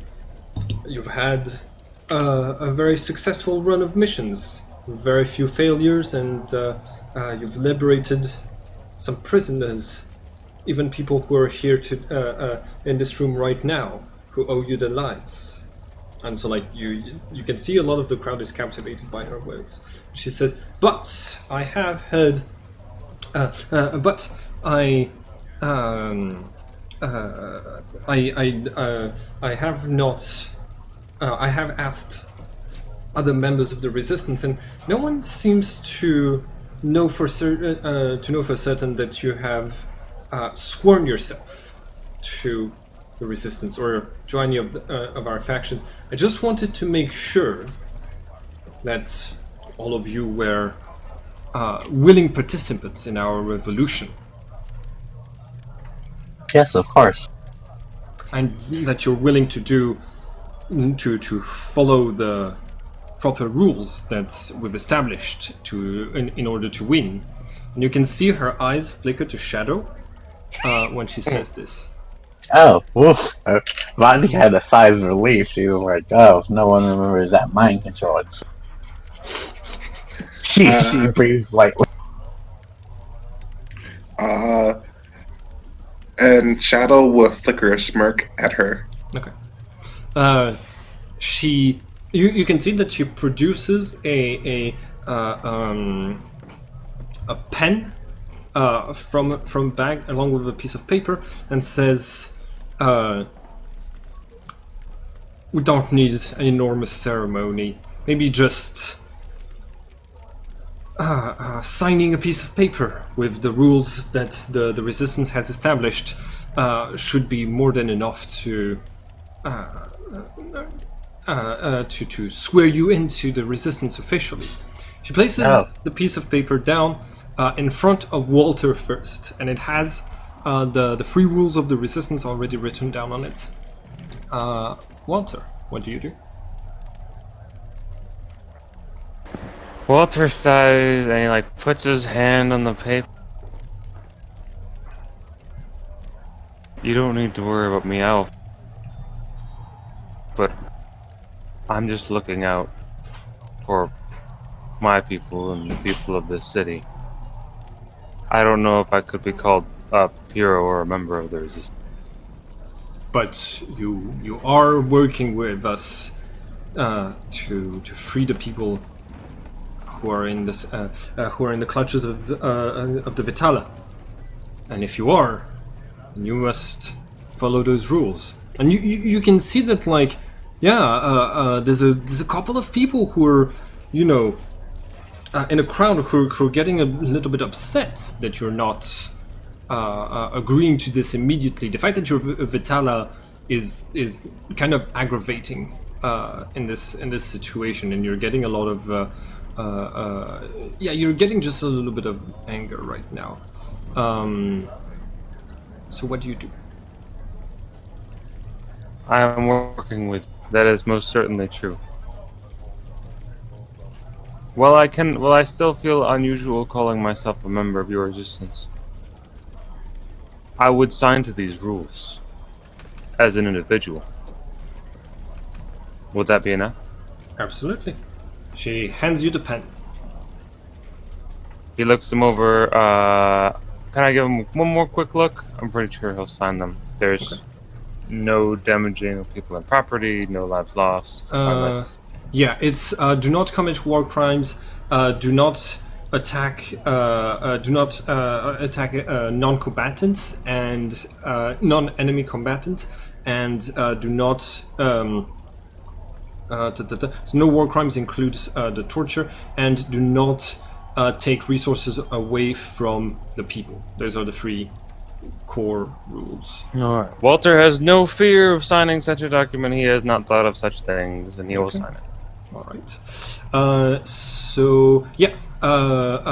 You start to scratch the paper. You realize you feel this twinge in your hand, as if you were bitten by a mosquito, and once you finish your signature, it's in red, and your acute Vitala senses tell you that you've just signed in your own blood. This is technically my blood. This is technically the blood of people. Technically, but it counts as yours for the purpose of signing this contract. So Alanis says, a true Vitala hero. We need more people like you, and you're an example to all of the Vitala as to what should be done properly, as to how they should act in order for everyone to be equal. She brandishes the paper, and you can hear some applause. She places it back down and she says, Vans, we know you've had trouble in the past, and that your powers have escaped your control. There's been a regrettable incident, but I know that you will do whatever you can to get it to avoid these sorts of situations from here on, as a true hero of the resistance, right? And she slides correct. the paper to you. Do you sign it? I take it. I don't even take the pad. She just kind of bites her thumb inside there her own blood without the needle. Okay. And she says, "With this, I sign myself and my will to fight against the Vitala Overlord. All right. Today we renew our contract to bring them down and abolish their tyranny." Okay. And she tries to get the crowd to cheer, but I don't know if it works. Oh yeah. I think that would be either Leadership or style or style? leadership. Yeah, Yeah. either one of those. I don't think she has any of them. She's not maybe- stylish or a leader. I'm giving you a plus 40 because your roleplay was pretty nice.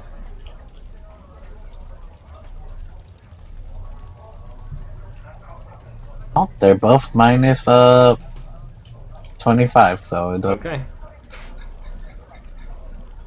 Oh, that's pretty good. No, wait, no, that was That's composure, by the way. Yeah, leadership. That's also not bad. Okay, yeah. Yeah, you do get cheers from the crowd. You feel like the members of the resistance have forgiven you for what you've done in the past. Lug, you're next. Alanis says, "You're a newcomer, but you've already brought hope to many people, especially the people you've saved from the blood pits. Lug, will you swear yourself to the rebellion? And because you're the first one to sign this, to have the capacity to notice this, I'm gonna ask that you roll magic appraisal for me, please." Okay.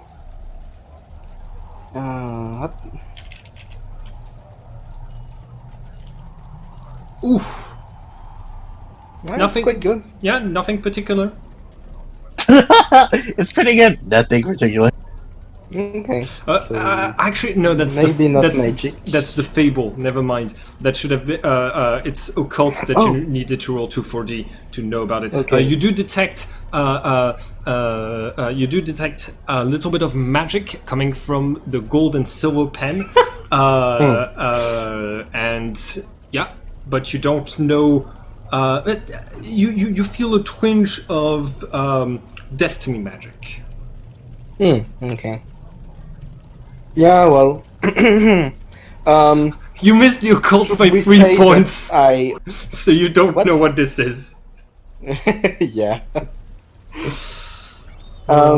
Should we say that I already have seen paper, or because I would not really be here and just with paper trying to talk to her? What do you mean? Yeah, but last time she tried to talk to me and I just ignored her and Oh yeah, Alanis. was going straight to paper. That is fair. She tries to basically she calls out to you from across the room. You didn't. Piper, seeing you approach her, left. She left the room. Do you and you get called back towards this? This seems pretty important. Some of the members of the crowd are tapping on your shoulder, pointing towards Alanis. They seem to be valuing this moment. You scared Piper away. Okay. So yeah, I go back. And I tell why I'm going back. Why would Feather go away? Because I would have called her Feather. But yeah, I go up to her and say, "Yes, what is it that you need from me?" To join the resistance officially and agree to follow its rules. Just sign here.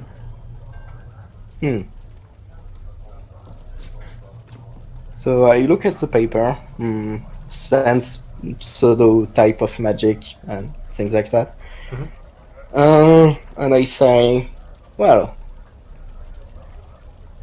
I will gladly obey to those rules, but understand that I do not do this especially for the resistance. I'm doing this because I am Lug, god of light, bringer of hope, and I make myself a little bit more shiny while I'm casting the appease spell Okay. around me. Yeah, you're definitely going to get cheers like Should I roll something? style probably. Okay. Do you still Oh. do you still sign it, or do you just make your speech and then leave it? I will try not to sign it because, as a god, I don't like being attached to rules. That's fair. But if I will see what the crowd if the crowd sees it or not. Because of your peace spell, a lot of people who were, who seemed frustrated when when you were leaving with during this moment, seem to be appeased by this. They don't seem to mind, but they do notice. You do have Alanis keeping her eyes on you even after the cheers die down, and she doesn't say anything, as if she's waiting. Well, while they were doing their show, could I slink off to go talk? You could try, but Alanis is doing all of this to get you to sign specifically this paper, so she is keeping her eyes on you. Okay. Can I try to resist the spell? Huh? Can you try to use a spell? Yes. No, resist the effect. Yes. Okay. You can roll. Da-da-da. Because my resistance are pretty high. Da-da-da. It does not activate. Whatever magic is inside of it does not activate right now, so you don't need to roll right now. Oh, okay. Yeah. Well, yeah, I will sign it. Okay. And as you are starting to move away, Alanis turns to Shadow and says, "And you, Shadow, despite being I don't get a chance to try and sneak away. you get a chance, but I'm gonna need you to make a stealth check at -200 because you're trying to sneak while you're being observed. But you do get the bonus of the fact that this is a crowd, so I think it's gonna be a -160 instead of -200. Yeah, technically, there is also the fact that I did somewhat of a performance up there. So I was trying to move while he was doing his shiny thing as well. That's fair. That's going to be an extra distraction, so I'm giving you an extra 20 for this. So you're just at -140. Okay, and I'm going to use fatigue. That's fair.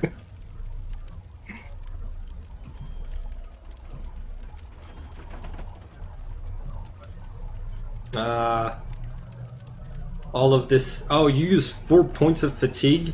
Wait, can you do that? I have used the necessary energy. Yeah. And so Alanis turns around, says, "And you, Shadow," and you're not here. And like you can see that she's visibly upset by this, and she like gets back on the table that she was on when she was giving the speech, and she says, looks around, doesn't spot you, turns to Walter and says, "Your friend, I think he should sign this as well, as someone who's shown he's not necessarily. We need a Duxarist to show commitment to those rules of the resistance. And like she leans over to Walter and says, "As I'm sure your mother would agree." I'm sure she would. Is she making the thing like? Okay. Oh, shall do. Shadow, can you roll psychic resistance as I think Vand is tracking you, if that's the potential roll that you just made? Yes, it is. Okay. What's the what's the psychic resistance difficulty? 200 again. 200?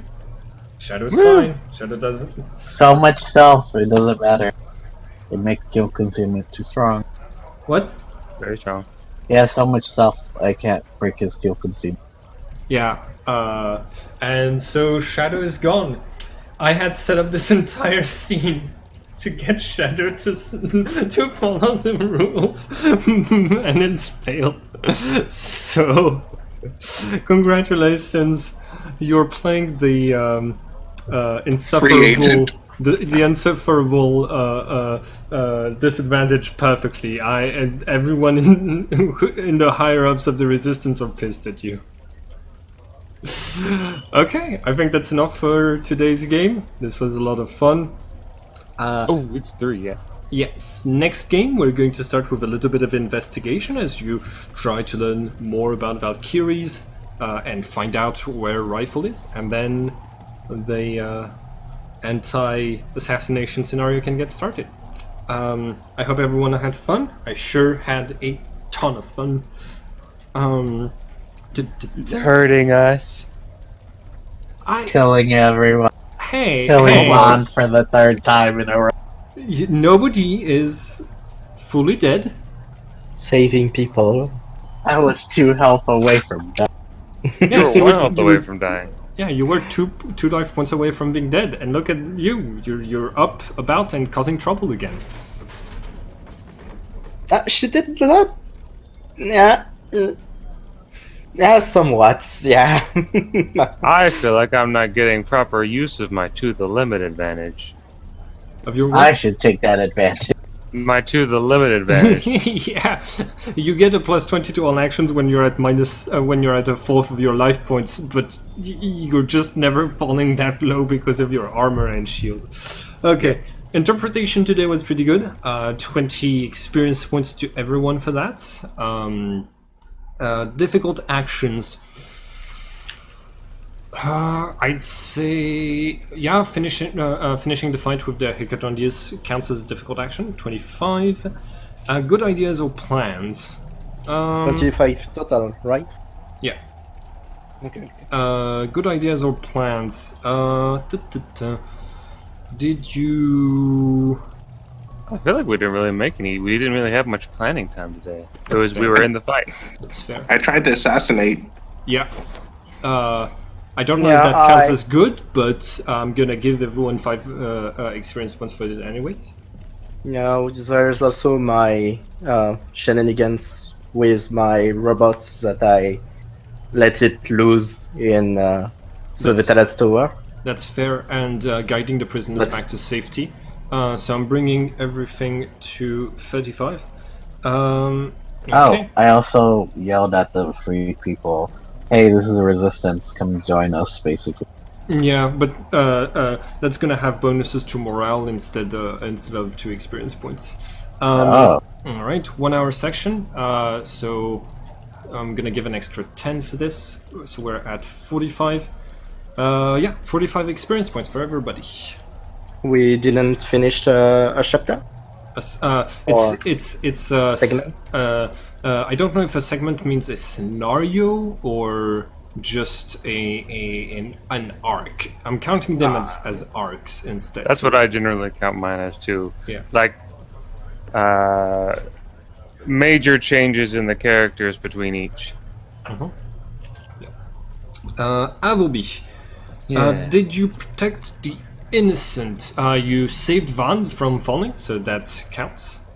Although, yeah, Van is technically innocent. She's terrifying, but she doesn't know she's terrifying because she hasn't had those social abilities. Shadow would have won points with Azrael for destroying an evil dark entity because he killed the demon. Preventing an evil act. No. Defending But just. Yeah, we did try to. Yes, you tried. Yeah.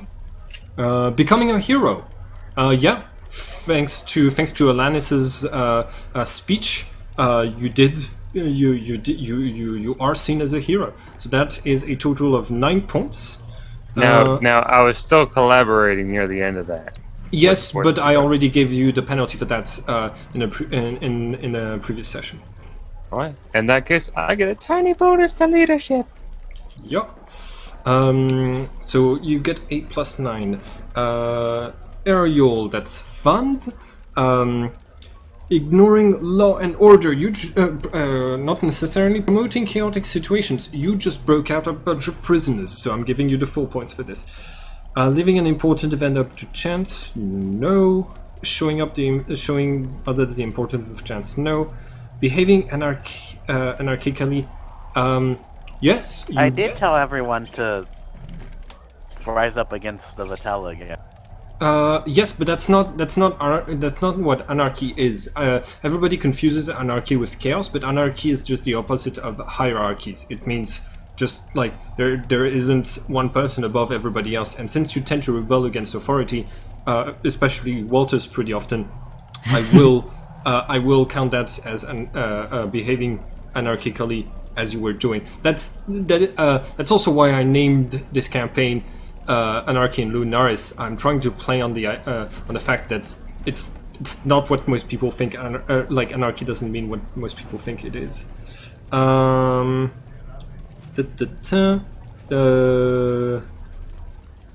I get my first power. Yeah, you got 4 additional points with Ariel. Afterwards, we have Noah. That is Shadow. Being competitive? No.